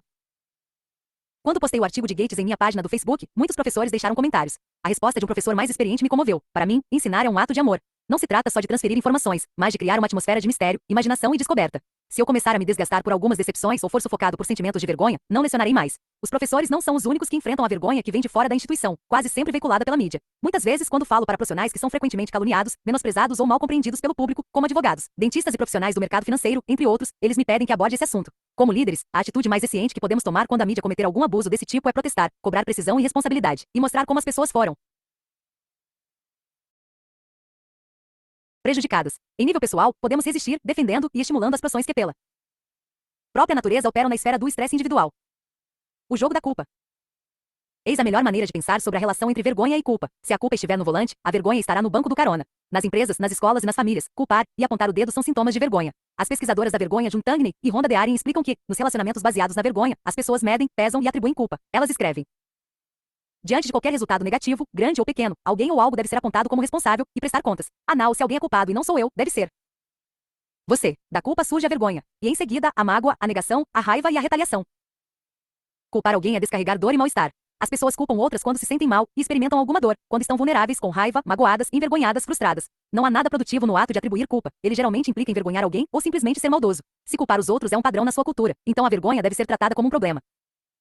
A cultura de esconder a verdade.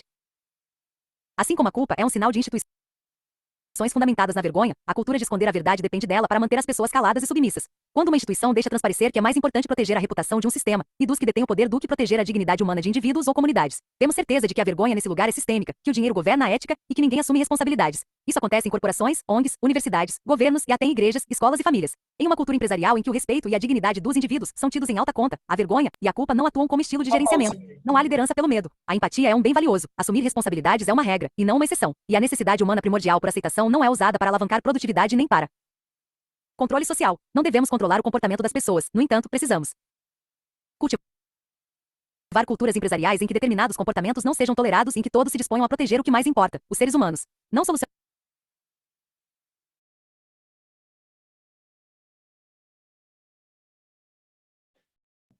Eu penso que ele trouxe uma das coisas mais importantes até agora desse livro, que a vergonha gera culpa, ou pode gerar, né? A gente não deve nunca afirmar uma coisa dessa forma. Pode gerar culpa. E normalmente gera. E essa culpa vai gerar maus sentimentos. Cara, é um puta de um pepino, entende? A vergonha. É muito legal estar abordando essa temática nesse livro, da questão da vergonha.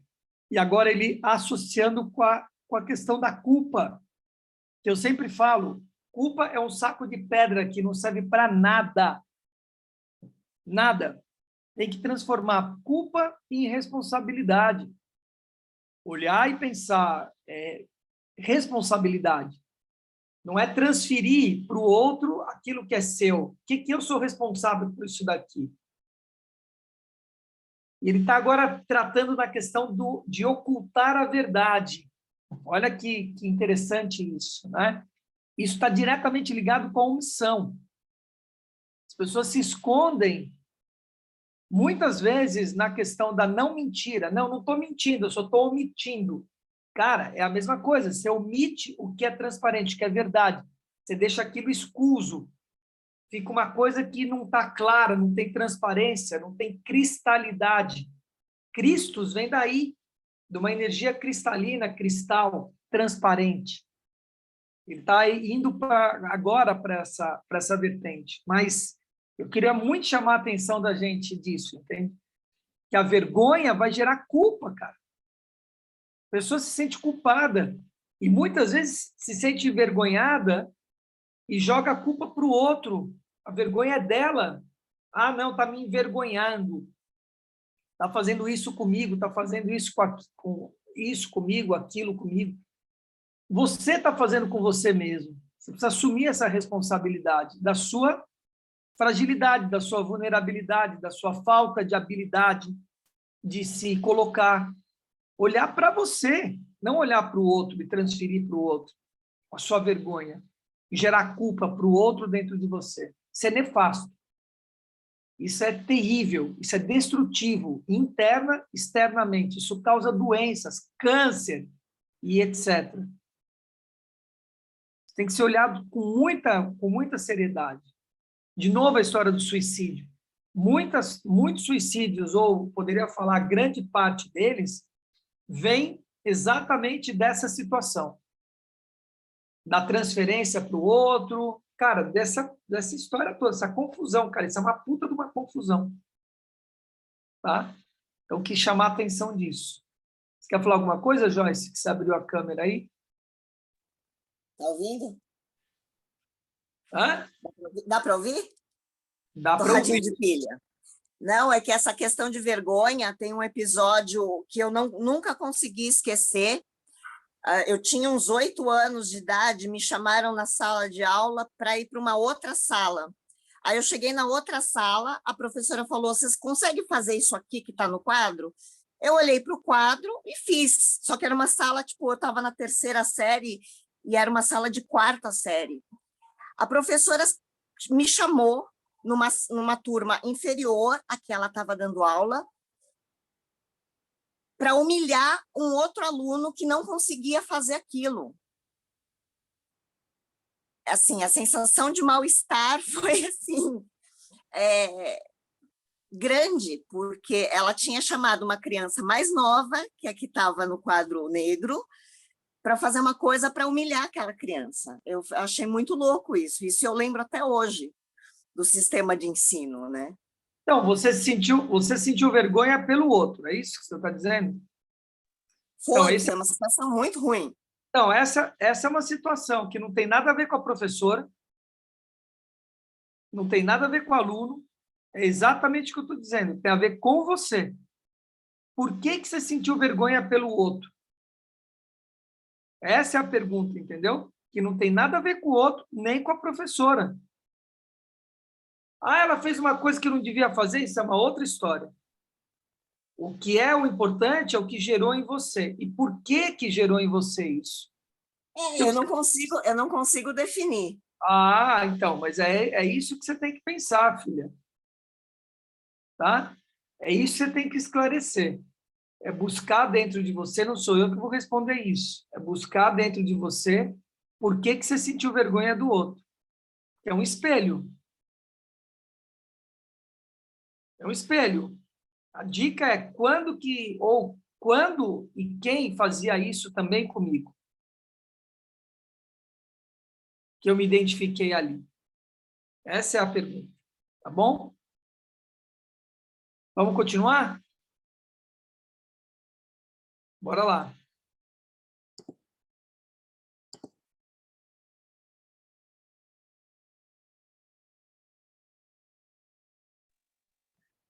Depois eu falo.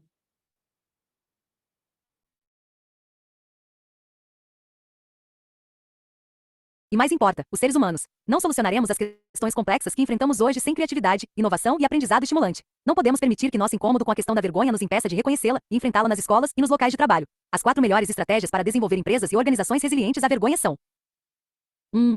Apoiar líderes que desejem usar, facilitar conversas honestas sobre o tema da vergonha e incentivar uma cultura de combate a ela. 2. Estimular um esforço consciente para detectar em que pontos a vergonha possa estar atuando na empresa e de que forma ela se dissemina na maneira como nos relacionamos com nossos colegas de trabalho e alunos. 3. Estabelecer padrões como forma de combater a vergonha. Líderes e gerentes podem criar motivação ajudando as pessoas a saberem o que querem. Quais são as dificuldades em comum? Como as pessoas lidam com elas? Quais têm sido suas experiências? 4. Levar todos os funcionários a conhecer a diferença entre vergonha e culpa e ensiná-los a dar e receber feedback de maneira que isso encoraje o crescimento e a motivação. Diminuir a lacuna de valores com feedback de qualidade. Apoiar uma cultura em que a feedback sincero, construtivo e compromissado é viver com ousadia. Isso vale para empresas, escolas e famílias. Sei que muitas famílias têm dificuldade para lidar com essa questão, mas me espantei ao ver a falta de feedback surgir como preocupação principal nas entrevistas que se concentravam nas experiências de trabalho. As empresas de hoje estão de tal forma focadas em avaliações de desempenho que dar, receber e solicitar feedback de qualidade se tornou raro. É incomum até mesmo em escolas, onde aprender depende de um bom feedback dos professores, o qual é infinitamente mais eficaz do que notas de avaliações padronizadas geradas por computador. O problema é claro, sem feedback não pode haver mudança transformadora. Quando não conversamos com as pessoas que estamos liderando sobre seus pontos fortes e suas oportunidades de crescimento, elas começam a questionar as próprias contribuições e o nosso comprometimento. Resultado disso é o desestímulo e o desinteresse. Quando perguntei às pessoas por que havia tanta falta de feedback em suas empresas e suas escolas, elas usaram linguagens diferentes, mas os 2 principais tópicos eram os mesmos.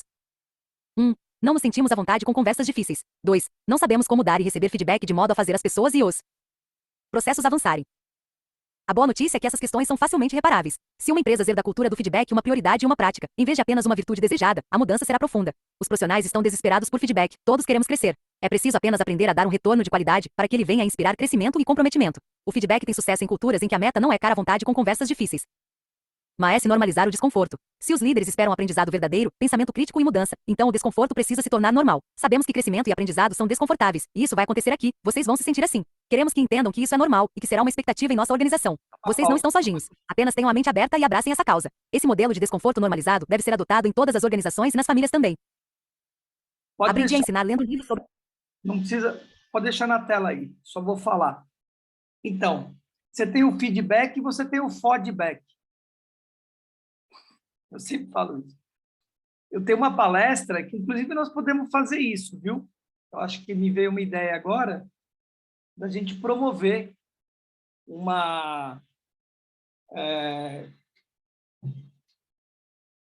seminário aberto sobre feedback, que é o compartilhar, né?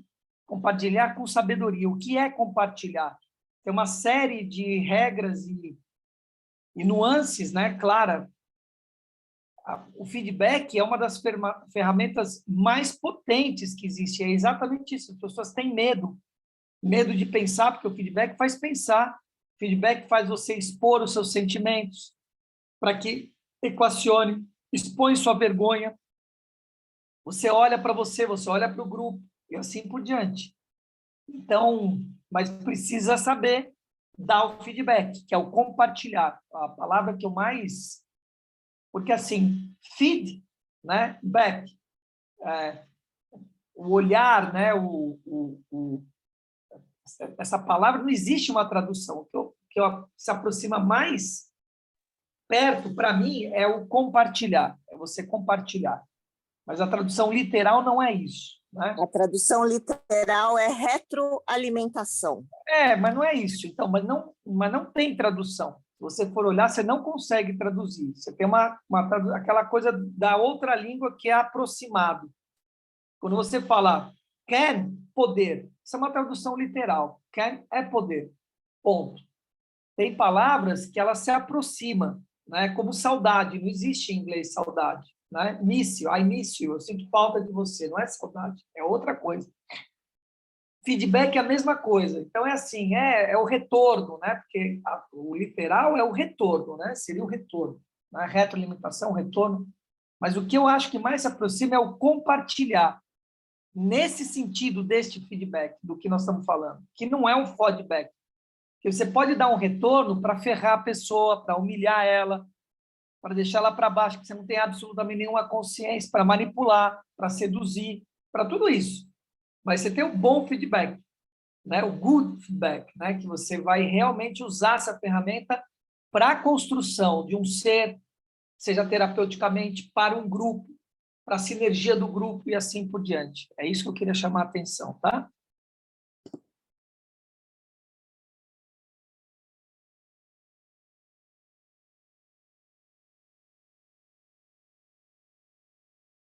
Aprendi a ensinar lendo livros sobre pedagogia crítica e engajada de autores como Bell Hooks e Paulo Freire. No início, fiquei aterrorizada com a ideia de que toda educação transformadora passa por caminhos desconfortáveis e imprevisíveis. Agora, com mais de 15 anos de magistério na Universidade de Houston, sempre digo aos meus alunos: se vocês estiverem confortáveis durante as minhas aulas, eu não estou ensinando e vocês não estão aprendendo. Vai ser desconfortável. É normal e faz parte do processo. O simples processo de fazer as pessoas saberem que o desconforto é normal e que vai acontecer, e explicar por que vai acontecer e por que é importante, reduz a ansiedade, o medo e a vergonha. Assim, os períodos de desconforto se tornam uma expectativa e uma norma. Na maioria dos semestres, um ou outro aluno se aproxima de mim depois das aulas e confessa: ainda não fiquei desconfortável. Estou preocupado. Essas trocas em geral levam a conversas e feedbacks importantes sobre o envolvimento deles e sobre as minhas aulas. O grande desafio para os líderes é convencer sua mente e seu coração de que precisam incentivar a coragem para se colocar em uma posição desconfortável e ensinar as pessoas à sua volta a aceitar o desconforto como parte do crescimento. Quando procuro oferecer uma orientação sobre como dar um feedback que faça pessoas e processos avançarem, eu me volto para as origens de meu trabalho no serviço social.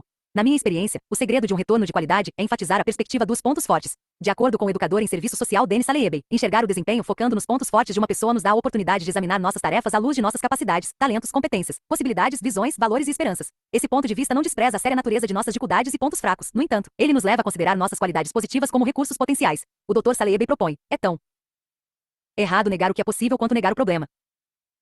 Um método eficiente para entender nossos pontos fortes é examinar a relação entre forças e limitações. Se observarmos o que fazemos melhor e o que mais queremos mudar, veremos que os dois são, frequentemente, graus variados do mesmo comportamento central. Quase sempre podemos cometer erros e ao mesmo tempo encontrar forças escondidas. Por exemplo, eu posso me punir por ser muito controladora e meticulosa, ou posso reconhecer que sou também muito responsável, conável e comprometida com o trabalho de qualidade. As atitudes controladoras talvez não desapareçam, mas, ao abordá-las pela perspectiva dos pontos fortes, posso ter uma visão melhor de mim mesma e avaliar os comportamentos que gostaria de ter. Quero enfatizar que a perspectiva dos pontos fortes não é uma ferramenta que apenas lança uma ênfase positiva sobre um problema e o considera resolvido, mas por nos capacitar, em primeiro lugar, a conhecer nossas forças, ela indica meios de as usarmos para enfrentar os desafios. Uma maneira de ensinar essa abordagem para meus alunos é levá-los a dar e receber feedback nas apresentações em sala de aula. Os alunos na plateia têm que identificar 3 pontos fortes e uma oportunidade de crescimento na apresentação do colega. É essencial que usem sua avaliação de pontos fortes para sugerir que a pessoa apresenta o trabalho pode desenvolver uma oportunidade de crescimento específica. Por exemplo, pontos fortes. 1. Você conquistou meu interesse imediatamente com a sua história pessoal emocionante. 2. Você usou exemplos que são relevantes para a minha vida. 3. Você concluiu com estratégias práticas que se relacionam com nosso aprendizado em sala de aula.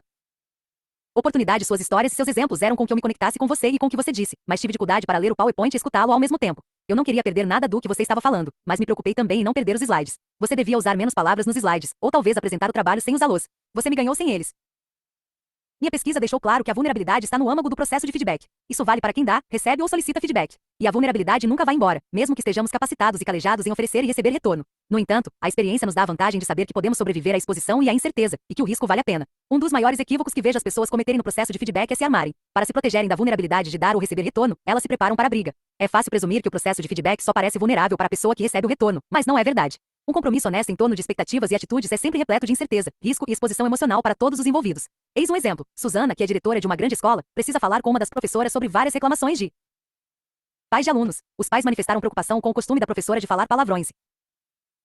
Atender ligações pessoais em seu celular durante a aula, enquanto permite que os alunos saiam da sala, façam bagunça e usem o celular também. Nessa situação, se armar pode assumir várias formas. Uma delas é Susan preencher o formulário de queixa e entregá-lo para a professora quando ela chegar à sala atendendo ao seu chamado. Susan apenas dirá: aqui estão as reclamações. Tome ciência de seus erros e assine aqui. E que isso não aconteça de novo. A diretora terá analisado a reunião de advertência em 1 minuto. Sem explicações, sem feedback, sem crescimento, sem aprendizado, mas com o assunto rapidamente encerrado. Nesse caso, as chances de a professora mudar o seu comportamento são pequenas. Outra maneira de se armar é se convencendo de que a outra pessoa merece ser magoada ou humilhada. Assim como a maioria de nós, Susan se sente mais confortável com a raiva do que com a vulnerabilidade, logo, ela aumenta a sua autoconfiança com uma pitada de superioridade. Estou cansada disso. Se esses professores me respeitassem, nunca fariam coisas como essas. Cheguei ao meu limite. Ela tem sido um problema desde o primeiro dia. Se ela fazer isso de novo, estará na rua. A oportunidade para o feedback construtivo e para o crescimento da relação foi pelo ralo. Mais uma vez, o assunto foi encerrado com rapidez, mas sem feedback, sem crescimento, sem aprendizado e, obviamente, sem mudança alguma. Admito que tenho pavio curto e que minhas emoções costumam estar à flor da pele. Sou muito boa em demonstrar raiva, porém não tão boa em demonstrar vulnerabilidade. Portanto, é fácil me armar antes de uma experiência vulnerável. Por sorte, este trabalho me ensinou que, quando me encho de superioridade, é sinal de que estou com medo.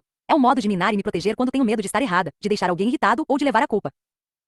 Ocupar o mesmo lado da mesa. Em minha formação em serviço social, foi dada muita ênfase ao modo como conversamos com as pessoas, incluindo até mesmo onde e como devemos nos sentar. Por exemplo, não devo nunca falar com o cliente do outro lado da mesa. Dou a volta e me sento em uma cadeira bem na frente da pessoa para que não haja nada entre nós. Eu me lembro da primeira vez que fui procurar uma professora de serviço social a respeito de uma nota. Ela se levantou de onde estava, sentada atrás da mesa, e pediu que eu me dirigisse a uma pequena mesa redonda que havia em sua sala. Ela então puxou uma cadeira e se acomodou bem ao meu lado. Ao me armar previamente para aquela conversa, eu a tinha imaginado sentada atrás de sua grande mesa de ferro, e eu toda cheia de valentia mostrando a ela o meu trabalho e exigindo uma explicação para minha nota baixa. Depois que ela se sentou ao meu lado, coloquei o trabalho sobre a mesa. Então a professora disse: estou feliz que você tenha vindo conversar comigo sobre o seu texto. Você foi muito bem. Adorei sua conclusão, e me deu um tapinha nas costas. Foi só aí que constatei que estávamos do mesmo lado da mesa. Totalmente desconcertada, falei quase sem pensar: obrigada. Eu realmente me empenhei muito. Tenho certeza disso. Tirei alguns pontos pela formatação. Eu gostaria que focasse nisso e corrigisse o que foi marcado. Você deveria submeter o seu trabalho à publicação, e não quero que erros de formatação a prejudiquem. Eu ainda estava confusa. Ela considera o meu trabalho publicável? Gostou tanto assim? A professora prosseguiu: precisa de ajuda com as normas de formatação? É complicado. Levei anos para dominá-las, disse ela. Um grande exemplo de normalização. Eu lhe assegurei que corrigiria a formatação, e perguntei se ela poderia examinar o trabalho. Revisto. A professora concordou prontamente e me deu algumas dicas sobre o processo. Eu lhe agradeci pelo tempo e pela atenção que me dedicou e fui embora, agradecida pela nota e por ter uma professora que se importava comigo dessa maneira. Hoje, sentar no mesmo lado da mesa é a minha metáfora para feedback. Eu a usei para criar o meu checklist de feedback de qualidade. Sei que estou pronta para dar feedback quando estou disposta a me sentar ao seu lado em vez de no outro lado da mesa. Desejo colocar o problema na nossa frente em vez de entre nós, ou esfregá-lo na sua cara. Estou pronta para ouvir, fazer perguntas e aceitar que possa não estar entendendo a questão completamente. Quero reconhecer o que você faz bem em vez de ressaltar os seus erros. Reconheço os seus pontos fortes e como você pode usá-los para vencer seus desafios. Posso chamá-lo à responsabilidade sem envergonhá-lo ou culpá-lo. Estou disposta a assumir a minha parte. Posso lhe agradecer sinceramente por seu empenho em vez de criticá-lo por suas falhas. Consigo explicar como solucionar esses desafios vai levá-lo a crescer e a aproveitar novas oportunidades. E consigo vivenciar a vulnerabilidade e a abertura que espero ver em você. Como a educação poderia ser diferente se alunos, professores e pais se sentassem no mesmo lado da mesa? Como o compromisso aumentaria se os líderes se sentassem junto de seus comandados e dissessem: obrigado por sua contribuição. Vejam como estão fazendo a diferença. Essa questão está colaborando para o seu crescimento, e acho que podemos cuidar disso juntos. Quais são suas ideias para seguirmos adiante? Que papel acreditam que estou desempenhando nessa questão? O que posso fazer de diferente para ajudá-los? Voltemos ao exemplo de Susan, a diretora que estava se armando de diversas maneiras. Se ela houvesse lido esse checklist, teria percebido que não estava pronta para dar feedback, para ser uma líder. Mas, com as reclamações dos pais se amontoando em sua mesa, o tempo era um fator importante para Susan, e ela sabia que a situação precisava ser resolvida. Quando se está sob pressão, pode ser muito difícil manter a mente equilibrada para oferecer um retorno de qualidade. Portanto, como criar um espaço seguro para a vulnerabilidade e o crescimento quando não nos sentimos abertos para isso? Feedbacks armados não proporcionam mudança duradoura e significativa. Ninguém é capaz de receber feedback ou assumir responsabilidade por alguma coisa quando está sendo duramente criticado. Nosso instinto de defesa toma conta e nos protegemos. A melhor escolha de Susan é vivenciar a abertura que ela espera ver e solicitar feedbacks a seus colegas. Quando entrevistei participantes que valorizavam retornos de qualidade e trabalhavam nisso, eles falaram sobre a importância de solicitar feedback de seus pares, pedir conselhos e se imaginar no lugar do outro numa situação difícil. Se não estivermos dispostos a solicitar feedback e recebê-lo, nunca seremos bons em oferecê-lo. Se Susan puder superar os próprios sentimentos de modo a estar presente e aberta diante de sua funcionária, ela terá muito mais chance de conseguir as mudanças que deseja. Alguém pode questionar: o problema da funcionária de Susan é pequeno e bem fácil de resolver. Por que ela precisa perder tempo pedindo conselhos a um colega para um problema como esse? É uma boa pergunta que leva a uma importante resposta: o tamanho, a gravidade ou a complexidade de um problema nem sempre determinam nossa reação emocional a ele. Se a diretora não se sentar no mesmo lado da mesa com a professora, mesmo em se tratando de um problema simples ou de uma transgressão clara, nenhuma mudança significativa será alcançada. O que Susan pode aprender com seus pares é que ela foi realmente perturbada por essa professora específica, ou que está se armando porque um comportamento antiprofissional está se tornando uma norma perigosa nesse grupo de docentes. Dar e solicitar feedback tem a ver com aprendizado e crescimento, e entender quem somos, como reagimos às pessoas à nossa volta é a base desse processo. Mais uma vez, não há dúvida de que oferecer um feedback de qualidade pode ser uma questão das mais difíceis para se trabalhar. É bom lembrar, no entanto, que vitória não é receber feedback de qualidade nem evitar dar retornos difíceis. Vitória é se desarmar, se mostrar e se comprometer. A coragem para estar vulnerável. Uma pausa. Há algum tempo, dei uma palestra no Centro Wolf de Empreendedorismo da Universidade de Houston. O programa, que reúne cerca de 40 alunos de graduação. Coragem para estar vulnerável. Compartilha isso. É o seguinte. Quero chamar a atenção pelo seguinte. Esse é um dos feedbacks que existem. E esse é um dos feedbacks mais difíceis que existe para você instituir. É um feedback que você precisa construir. Porque o que ele traz aí é você falar do outro. A sua visão em relação ao outro, ao trabalho do outro. Ele ressalta. Não é você falar dos defeitos, mas falar das qualidades, daquilo que está bom, que está sendo construído. Mas não é só isso. Precisa construir um ambiente de confiança e você também trazer seu olhar daquilo que você acha que não está funcionando. E o outro receber. O outro se colocar nesse lugar, coragem de estar vulnerável, nesse lugar vulnerável, sabendo que foi construído um ambiente de confiança ali. Mas tem um passo antes para que isso aconteça, que ele não traz. E que é o original do feedback. E você não falar do outro, você falar de você. Esse é o bom feedback. Você não fala do outro, você fala de você. Como assim, Luiz Marcelo? Bom, então, Luzia Solange abriu aqui a sala para trazer a leitura. E qual é a minha sensação disso? Qual é o meu sentimento disso? Eu me sinto acolhido, eu me sinto prestigiado. Por o quê? Por essa sala estar aberta por Luzia Solange. Eu me sinto. Olha a diferença de eu falar. Luzia Solange, você prestigia as pessoas e você deixa as pessoas acolhidas quando você abre essa sala. Não posso falar pelo outro. Eu não tenho autorização de falar pelo outro no mundo. Tenho autorização de falar de mim. Eu me sinto apreciado, me sinto acolhido por essa sala ser aberta. E nós estamos escutando essa leitura. No ouvido dela vai bater. Como? Vai bater como tiver que bater. Vai gerar um sentimento de acolhimento, de não acolhimento, de constrangimento, de euforia. Não sei o que vai bater dentro dela. Isso não é um problema meu. Mas é diferente de eu falar na terceira pessoa. Você é isso, você é aquilo. Isso é um problema, cara. Se é possível fazer? É. Mas uma construção muito clara.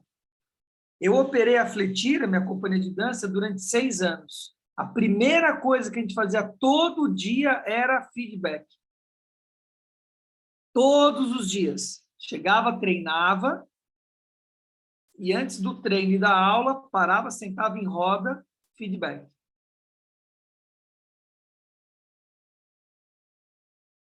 De cada um. Às vezes espontâneo, às vezes trazia o feedback que a gente chamava do bastão, você ia passando o bastão em cada um e tinha que falar pelo menos uma palavra. O ideal é falar, estou me sentindo assim, me sentindo assado, me sentindo em relação ao grupo assim, em relação ao mundo. Cara, feedback. Meia hora, 40 minutos de feedback. Todos os dias que a gente trabalhava o feedback. Isso forma um grupo. Isso faz com que o grupo se harmonize. Você percebe quem está falando, quem não quer falar, se não está falando, tem um problema, aí tinha uma psicóloga, vai falar com a psicóloga. Por que você não está querendo falar no feedback? Todo um trabalho, todo um texto e um contexto, cara. Mas falar de você, não falar do outro. Esse é o princípio de tudo. Tá? Quis chamar a atenção de vocês. Ok, trazer como a gente se sente em relação ao fato. Isso, exatamente, sem falar do outro. Tá? Bora lá. Luiz Marcelo, Luiz Marcelo sou eu. Diga. assim, me trouxe a lembrança de uma correção que eu dei ao meu filho quando ele tinha 8 anos, 8, 7 anos, por aí. Ele ficou na farmácia e a moça, e eu tinha que pegar um dinheiro, atravessar a rua. Aí eu deixei ele lá na farmácia, a moça disse, pode deixar ele aqui e tal. Aí, de lá do banco, eu vi que ele estava mexendo no algumas coisinhas ali, no cestinho da farmácia. E eu vi quando ele pegou um band-aid. Aí eu atravessei a rua, eu cheguei, eu disse, ficou tudo bem, está tudo bem, ele ficou direitinho e tal, mas eu vi que ele pegou o band-aid e botou no bolso. Aí eu perguntei para ele, meu filho, ficou tudo bem? Ele não respondeu. Aí eu fiquei nervosa com aquilo, porque eu vi que ele pegou e colocou no bolso. Aí eu pedi a menina, fui ao banheiro com ele, lá na farmácia, pedi e falei, você tem certeza que você não mexeu em nada? Aí ele negou, não, ele não me disse resposta. Aí, quando ele passou, a gente saiu do banheiro, ele botou lá, no cestinho, de novo. Mas na rua, ele não. Eu falei, você está mentindo, meu filho?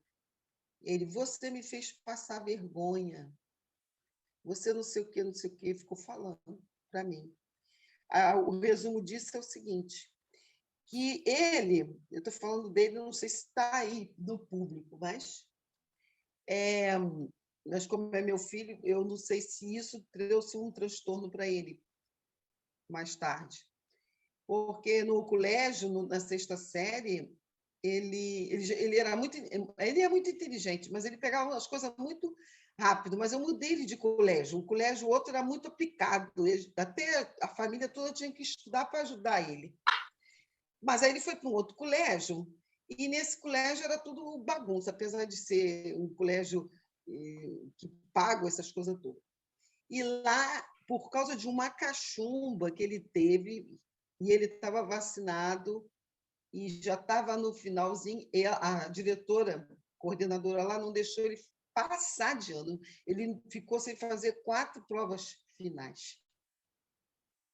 E depois dali, ele sempre foi assim muito decadente no estudo. Aí eu queria saber qual é a relação que teve, né, no caso lá, de eu chamar a atenção dele desse jeito, se ficou algum trauma, porque depois eu revelei para ele, você mentiu, porque eu vi você pegando e vi você colocando. Por que você insistiu em negar? Hoje em dia, ele tem ele assim, ele é até honesto, até demais com o negócio de dinheiro.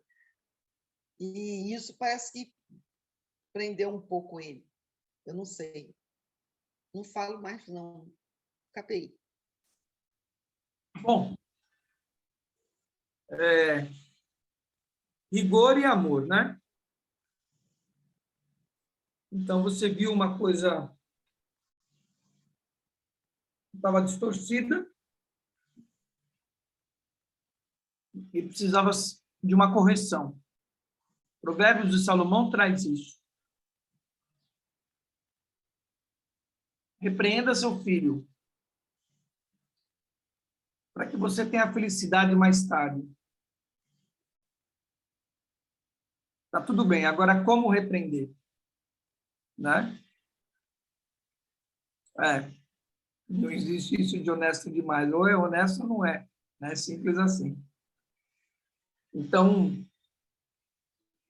eu acho que a grande questão é essa, né? É como fazer aquilo. Acho que uma coisa que tem que estar clara é você deu o seu melhor, Jussara. Os pais, às vezes, se culpam muito pela educação do filho, por coisas que ficaram distorcidas. Elas ficarão. Você tem sua distorção e foi educada. Eu tenho as minhas distorções e fui educado. Seus filhos vão ter as distorções dele e foram educados. Não estão livres disso, porque são educados por seres humanos imperfeitos. E somos educados por seres humanos imperfeitos. Então, não é o caso de culpar os nossos pais ou botar os nossos pais num pedestal, ou um ou outro, falamos disso ontem, né? Então, um é o carrasco, o outro está lá no pedestal e é o santo. Não, nenhum dos dois. Os dois fizeram coisas boas e fizeram coisas ruins. Né? Acertaram e erraram. Como qualquer pai. Já traz a música do Belchior, né? Fala sobre isso. Na hora que eu chego com 40 anos, eu vejo, né, o que é quando eu tenho filho, o que foram os meus pais, né? Como os meus pais, né? Então, é se livrar dessa história da culpa. De novo, ela está presente aí, né? Ah, me sinto culpada porque tive uma atitude equivocada ou não. Então, uma coisa é falar sobre a atitude ideal, outra coisa é falar a respeito da atitude que você tinha condições de trazer, que é o real. Uma coisa é o ideal, outra coisa é o real. O real é que você se deparou naquele momento. E nós estamos vivendo essa energia do dia de hoje, do renascimento. Mas ele se fechou. Isso é um problema dele, Jussara, não é seu. Isso é um problema dele. Você fica preocupada com o problema dele. E ele tem que estar preocupado com o problema dele, não você. O que você tem que ser liderado, nunca mais assim quis ser liderado assim, entende? E aí quando chegou na sexta série, aí depois você... Amada, não tem uma coisa não tem nada a ver com a outra. Uma coisa não tem nada a ver com a outra. O band-aid que ele pegou e se sentiu envergonhado com a atitude que ele fez ali, né? E teria que se sentir mesmo envergonhado pela atitude que ele fez. Ele teria que ver o erro, o equívoco que ele tá tomando. Isso é outra história, né? Tinha que estar exposto. A exposição levou ele a uma vergonha. Pronto. E como é que fiz? Como é que eu tratei essa vergonha? É uma outra história. São duas coisas distintas. Como ele lidou com isso na escola ou com a natureza dele. Isso é muito mais complexo do que um band-aid. É isso que eu estou querendo dizer para você. Então, tem coisas que estão distorcidas no seu olhar. A primeira é, você não é responsável 100% pelas distorções do seu filho. Você é responsável por parte das distorções do seu filho. Isso dentro da cota da sua humanidade, como seus pais também tiveram com você. E ele com o pai e com a mãe que teve. Ponto. Parte é da natureza dele mesmo. Parte é do mundo com que ele se conviveu, os amigos, professores, a ambiência que ele viveu e que você também viveu. Você é o conjunto de uma série de ambiências e uma série de pessoas que habitaram à sua volta, inclusive seus pais, avós, mestres e guias que tiveram visíveis e invisíveis. Então, não dá para a gente reduzir e simplificar com um band-aid ou com uma atitude na sala de aula ou na escola. Isso é muito mais complexo do que reduzir nesse lugar. E se livre dessa culpa, dessa carga de que você foi responsável por tudo do seu filho. Não foi. Não se coloque, inclusive, falta de humildade isso. De reconhecer que outros também criaram ele. Inclusive Deus. Inclusive Deus. Com tudo o que ele fez. Se livre disso. O pacote está aí, foi entregue a ele. Ele não é uma criança, tem 30 anos de idade, né? E ele tem que seguir com as pernas dele, com o pacote que ele teve. E se ele precisar de psicólogo, procure psicólogo. Não tem nada mais a ver com você. Nada a ver com você. Mais nada. O que te resta... Não termina também as coisas, foi até a faculdade, não termina e tudo. Isso é um problema dele, Jussara. Não é seu. De novo, filho. Tá? Não é seu. A sua questão é olhar e fazer uma revisão do passado, aprender com erros e acertos do passado. Aprender quem aprender. Você aprender. Eu aprender. O Zé Solange aprender. Não é aprender para eu ficar me culpando. Não, é aprender. Como é que eu tive atitude ali na criação daquele ser? Assim. Agora eu estou liderando outro ser que, de repente, não é meu filho, mas está à minha volta. Espera aí, eu posso modificar coisas aqui, agora. Lá, não dá mais. Foi feito. Acabou. Simples assim a história. Então, o evento do band-aid, de como você lidou com isso dá para a gente conversar. E olhar e falar assim, qual seria o ideal? O real a gente já sabe, foi assim. Mas qual seria o ideal? O ideal para quê? Para poder falar com o seu filho? Não, seu filho que cuida da vida dele. Para falar com você. Para você aprender com você. Porque você está aqui no mundo escola, um mundo de aprendizado da história. Então, o que seria o ideal? O que seria o ideal numa situação dessa?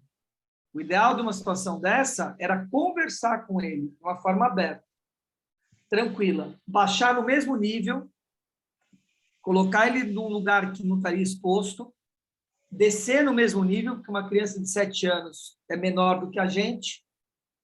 Então, abaixar, colocar no colo, abraçar e falar, deixa eu falar uma coisa com você.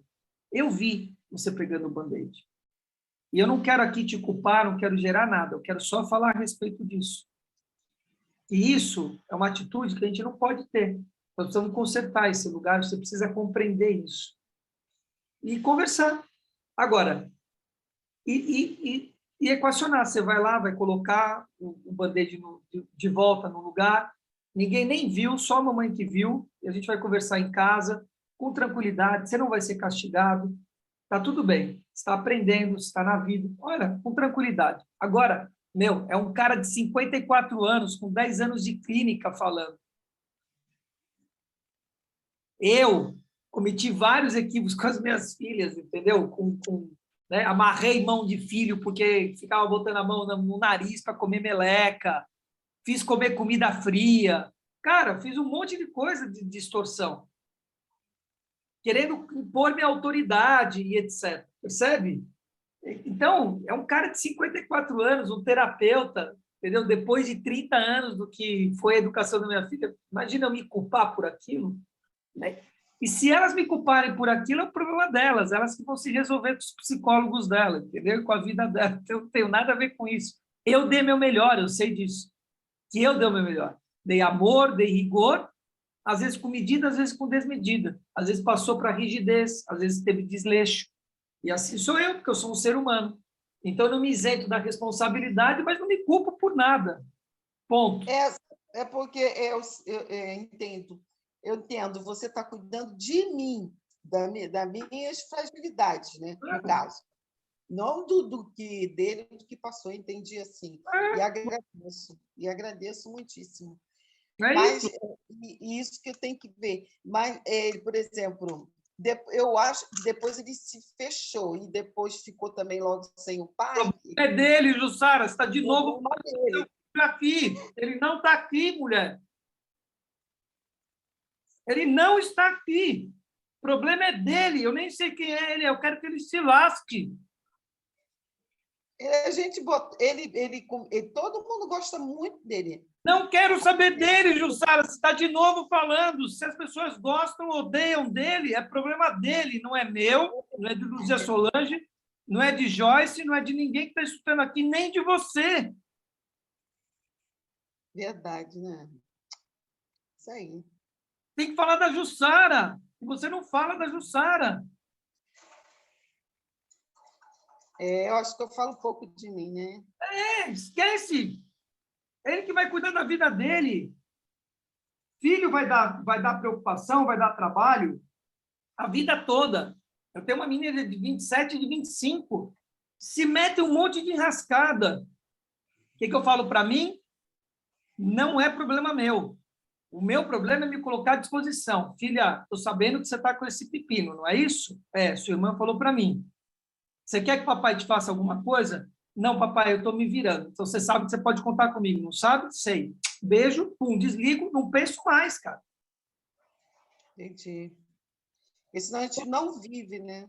.com.br. Não, você interfere na vida de um ser que tem que assumir a responsabilidade dele. E ele não assume, porque você fica assumindo por ele. E não faz a sua vida. Então, cara, tira essa culpa. Sai. Adequar. Tem que adequar. Nós vamos fazer uma terapia ao vivo aqui, na história. Certo? Muito bem, amados. Então, falta um trechinho aí, né, dona Luzia Solange? 5 páginas. Então, vamos lá. Vamos escutar. Graduação com alto rendimento e seus mentores. Oferece um abrangente treinamento na área de negócios e é considerado o maior projeto de empreendedorismo em nível de graduação acadêmica dos Estados Unidos. Fui chamada para falar aos estudantes sobre vulnerabilidade e o poder da história pessoal. Durante o período de perguntas e respostas após a palestra, um dos alunos colocou uma questão que tenho certeza de que é frequente na cabeça das pessoas que me ouvem falar sobre vulnerabilidade. Ele disse: percebo quanto a vulnerabilidade é importante, mas estou no ramo das vendas e não sei bem como deveria agir. Ser vulnerável significa que, se um cliente me fizer uma pergunta sobre algum produto e eu não souber a resposta, devo dizer o que realmente estou pensando, como: sou novo aqui e ainda não sei exatamente o que estou fazendo. Os estudantes que estavam ouvindo com atenção se voltaram para mim imediatamente como se dissessem: isso parece patético. Deveríamos mesmo responder dessa maneira? A minha resposta foi não, e sim. Nesse cenário, vulnerabilidade é reconhecer e assumir que você não sabe alguma coisa. É estar o cliente nos olhos e dizer: no momento, não sei a resposta, mas vou descobrir. Faço questão de lhe dar a informação correta. Expliquei que a indisposição para abraçar a vulnerabilidade de não saber algo leva a pessoa muitas vezes a dar desculpas, a se esquivar da pergunta ou, no pior dos casos, mentir para o cliente. É o golpe fatal para qualquer vínculo. E se tem algo que aprendi ao palestrar para vendedores é que venda tem tudo a ver com a criação de relacionamentos. Portanto, apesar de eu não aconselhar ninguém a usar aquelas mesmas palavras do estudante com o cliente, acredito que haja alguma virtude em compartilhar com alguém que você não sabe bem o que está fazendo. Seja com um mentor que pode lhe oferecer apoio e orientação, ou com um colega que possa ajudá-lo a aprender e a normalizar a experiência. Imagine o estresse e a ansiedade de não saber o que se está fazendo, mas tentar convencer um cliente de que sabe, de não ser capaz de pedir ajuda e de não ter ninguém com quem conversar sobre o seu problema. É assim que perdemos funcionários. É muito difícil continuar motivado nessas circunstâncias. A pessoa começa a poupar esforços, a não se importar mais e acaba jogando a toalha. Depois da minha palestra, um dos mentores do grupo se aproximou de mim e disse: trabalhei com vendas durante minha carreira toda e posso lhe garantir que não há nada mais importante do que ter a coragem de dizer eu não sei e errei. Ser honesto e transparente é a chave do sucesso em todas as áreas da vida. Tive a oportunidade de entrevistar Gay Gadis, proprietária e fundadora da T3, Think Tank. A T3 é uma grande empresa de marketing que se especializou em campanhas inovadoras para diversas mídias. Em 1989, com os $16 mil de seu plano de previdência, Gay realizou seu sonho de abrir uma agência de publicidade. Após acumular várias contas locais e regionais, hoje a T3 está entre as maiores agências do setor presididas por uma mulher, com escritórios em Austin, Nova York e São Francisco. A T3 tem clientes como Microso, UPS, JP Morgan Chase, Sear, Allstate e Coca-Cola. Seu dinâmico tino para negócios aliado à sua cultura empresarial levaram Gay a obter reconhecimento nacional. Ela esteve na lista das 25 maiores mulheres empreendedoras da revista Fast Company e na lista dos 10 maiores empresários do ano da revista Inc. Comecei a entrevista contando a ela que um jornalista de negócios me dissera que, diferentemente dos executivos de empresas que estão protegidos por camadas de sistemas, os empresários não podem se dar ao luxo de ficar vulneráveis. Quando perguntei a Gay o que achava dessa declaração, ela sorriu e disse: quando a gente se fecha para a vulnerabilidade, se fecha para as oportunidades. Ela explicou um pouco mais sua visão desta forma: por demissão, o empreendedorismo é vulnerável. Tem a ver com a capacidade de administrar e lidar com a incerteza. As pessoas estão sempre mudando, o orçamento muda, o quadro de funcionários muda, e competir significa ter que ser ágil e criativo. É preciso criar uma visão e viver de acordo com ela. E não há visão sem vulnerabilidade. Por saber que Gay passa muito tempo lecionando e orientando profissionais, perguntei que conselho ela daria aos novos empreendedores em relação a abraçar a incerteza. Ela respondeu: para ter sucesso, o empresário deve se cercar de fortes redes de apoio e de bons conselheiros. Precisa aprender a calar o ruído em volta para que possa ter clareza sobre como se sente e o que pensa, e então fazer o trabalho pesado. Sem dúvida, isso tem a ver com vulnerabilidade. Outro grande exemplo do poder da vulnerabilidade é o método de liderança adotado por Christine Day, a CEO da marca de moda atlética Lululemon. Em uma entrevista para o programa CNN Money, Christine contou que havia sido uma executiva muito astuta e inteligente, que tinha se diplomado em certezas. A transformação veio quando descobriu que não seria por meio de ordens que levaria os funcionários a se envolverem e vestirem a camisa da empresa. Ela aprendeu a deixá-los comprar a ideia à sua própria maneira, e que a função dela era abrir espaço para o crescimento dos outros. Christine caracterizou essa mudança da seguinte maneira: deixar de ser alguém que pensa ter sempre a melhor ideia ou solução para os problemas e se tornar a melhor líder de pessoas. A transformação que ela descreveu é a passagem do controle para o envolvimento com vulnerabilidade, correndo riscos e cultivando confiança. E ainda que a vulnerabilidade possa, às vezes, nos fazer sentir impotentes, a mudança de atitude de Christine teve um efeito poderoso. Ela aumentou o número de lojas de 71 para 174, enquanto o faturamento saltou de $297 milhões para 1 bilhão. E as ações da Lululemon subiram 300% desde sua primeira oferta pública em 2007. Em outra entrevista, Christine falou sobre o conceito de vulnerabilidade como origem da criatividade, da inovação e da confiança. Um de seus princípios de liderança é encontrar os mágicos. Como ela mesma explica, assumir responsabilidades, correr riscos e ter espírito empreendedor são qualidades que procuramos em nossos funcionários. Queremos pessoas que tragam sua própria magia. Os atletas são muito valorizados em nossa sociedade. Eles estão acostumados tanto a ganhar quanto a perder. Sabem como lidar com a derrota e como revertê-la. Ela enfatizou também a importância de permitir que as pessoas cometam erros. Nossa regra de ouro é: se você estragou, você conserta. Nos negócios, nas escolas, nas comunidades religiosas, em qualquer sistema. Podemos saber bastante sobre como as pessoas estão comprometidas com a vulnerabilidade ao observar com que frequência e com que abertura nós as ouvimos dizer: eu não sei, preciso de ajuda. Eu discordo. Podemos conversar sobre isso? Não deu certo, mas aprendi muito. Sim, eu fiz isso. É disso que preciso. É assim que eu me sinto. Eu gostaria de um feedback. Posso saber o que você acha? O que posso fazer melhor da próxima vez? Você me ensina a fazer isso? Tive participação nessa questão. Aceito responsabilidade por isso. Estou à sua disposição. Quero ajudar. Vamos em frente. Peço desculpas. Isso significa muito para mim. Obrigado. Para os líderes, a vulnerabilidade geralmente é percebida e sentida como algo desconfortável. No livro Tribes, We Need You to Lead US, Tribos, precisamos de vocês para liderar os Estados Unidos, Seth Godin escreve. É difícil encontrar liderança porque poucas pessoas estão dispostas a enfrentar o desconforto exigido para ser um líder. Essa escassez torna a liderança valiosa. É desconfortável se destacar perante estranhos. É desconfortável propor uma ideia que pode fracassar. É desconfortável desafiar o status quo. É desconfortável resistir ao desejo de se acomodar. Quando identificamos o desconforto, achamos o lugar onde um líder é necessário. Se alguém não está desconfortável em sua posição de liderança, é quase certo que não está alcançando seu potencial máximo como líder. Quando consultei os registros da pesquisa e li as anotações das entrevistas que fiz com os líderes, fiquei imaginando o que os alunos diriam para os professores e o que os professores diriam para os diretores se tivessem a oportunidade de solicitar a liderança de que precisam. O que queremos que as pessoas saibam sobre nós e o que precisamos delas? Quando comecei a redigir as respostas para essas perguntas, notei que elas soavam como um decreto, um manifesto. Manifesto pela liderança com ousadia. Para executivos e professores, para diretores de escola e gerentes, para políticos, líderes comunitários e tomadores de decisão. Nós queremos nos mostrar, queremos aprender e queremos inspirar pessoas. Fomos criados para os relacionamentos, para a curiosidade e para o envolvimento. Procuramos o sentido das coisas, temos um profundo desejo de criar e contribuir.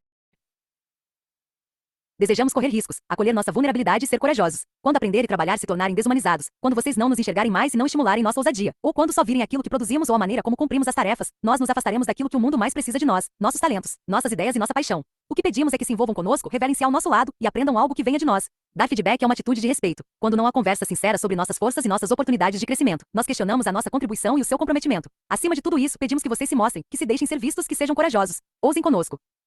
7.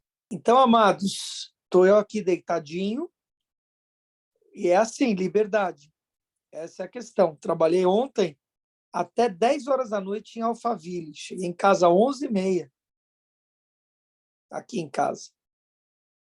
Fui dormir, era meia-noite e meia, mais ou menos. 4h30 eu estava de pé. Estou fazendo o programa desde as 5. E agora eu posso deitar e dormir um pouquinho. Tirar um sono de meia hora, que 10 horas eu tenho reunião. Exatamente isso. Vou tirar um soninho de 25 minutos para fazer a reunião às 10 horas da manhã. Isso é liberdade. Isso é lugar de você se colocar, entende? Né? Para as pessoas poderem se inspirar. Se inspirar nessa direção. E você se permitir. Luzia Solange tem problema com isso. Ela não se permite, nem que a vaca tussa, ela agora ir para a cama lá e tirar um sono de 20 minutos. Você consegue, dona Luzia Solange? Não, tá vendo? Olha lá. Percebe? Está presa ainda. Se sente improdutiva, se sente vagabunda, que não está fazendo nada. Como é que é isso? 10 horas da manhã, não sei quem está trabalhando, não sei quem está trabalhando, como é que eu vou para a cama tirar um sono nessa hora? Ei, cara! Você entende? Isso é uma jaula, velho. Isso é uma jaula completa e total. Precisamos nos livrar disso completamente. Então, um beijo e um queijo para vocês. O que vocês querem falar sobre o dia de hoje aí da leitura? O que vocês querem trazer?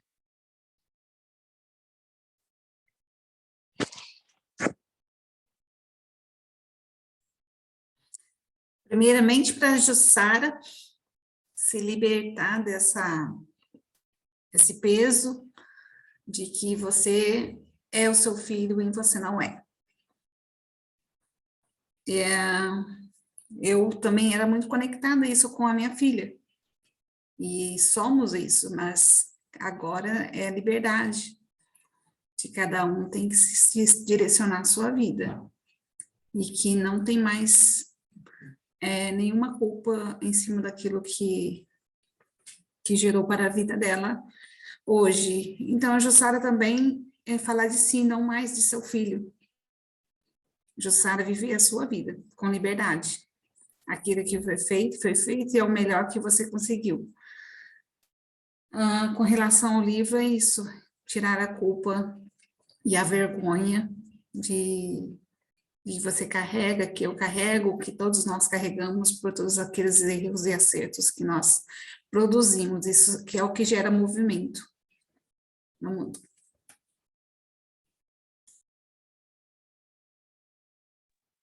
Estou com som? Luiz Marcelo está fechando o seu som. Já está aberto. Estão me ouvindo? Já estou botando a cobertinha aqui, ó. Sim, estou vendo. Fala. Vocês estão me ouvindo? Aham! Vai, João Saiqueda, rápido! Eu dormi. Tá bom. Eu vou deixar você dormir. Não, é que eu só vou fazer uma colocaçãozinha rápida, que quanto mais a gente cavoca, mais coisa a gente acha dentro da gente. É uma coisa impressionante. Impressionante. Está sendo difícil o processo aqui. Quanto mais cavoca, mais coisa acha. Impressionante. Só isso. É expressionante. Expressionante. É uma impressão expressada, expressionante. Tá bom. Legal. Outra É coisa isso de eu aí. não conseguir dormir durante o dia, Luiz Marcelo, é que a claridade do dia não me Ó, deixa desculpinha, ficar ó, dormindo. desculpinha. Bota uma venda, filha. Bota blackout, bota janela. Vai, desculpa. Máscara.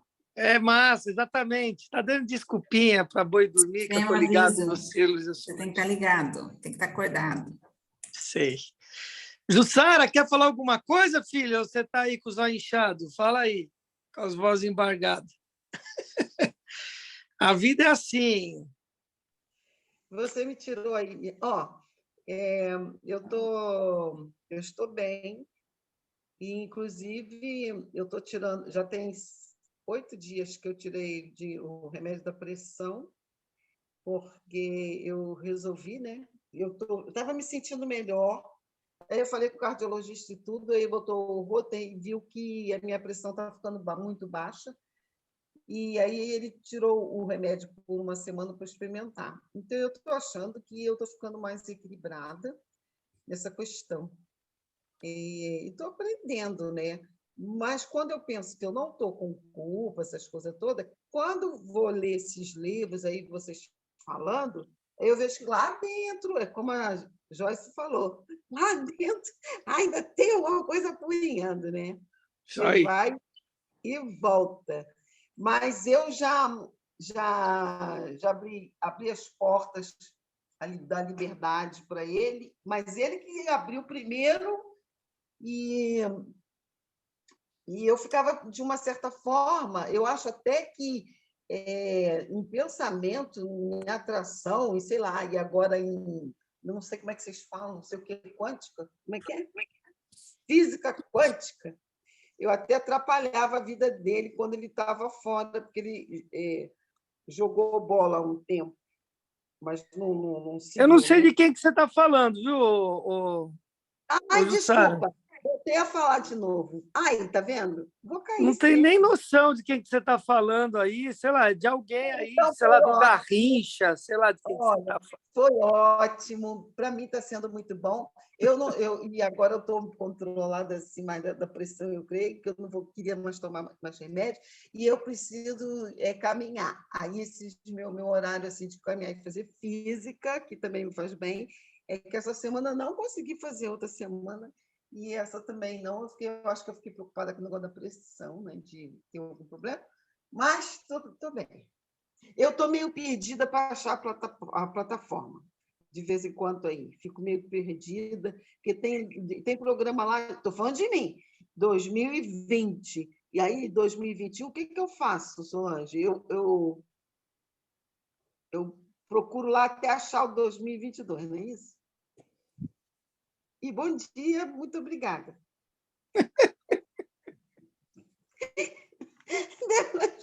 Mas você desliga aí, porque você é o host. Cara, eu não sou psicólogo, né? Eu sempre falo isso. Porque o psicólogo ele precisa ficar mantendo aquela coisa das regras da psicologia, né? Não pode se exaltar, não pode falar o que pensa pro paciente, né? Ele fica ali, aquilo ali, fica falando pelas beiradas, etc. Cara, eu sou um pedagogo, sou um mentor, então eu quero que se lasque. Eu falo na lata, bicho, entendeu? Mas tá certo, é isso. Resolve logo. Senão procrastina também, né? É isso aí. Beijo que eu vou nanar agora. Vou fazer uma naninha. Beijo. Vai lá. Beijo.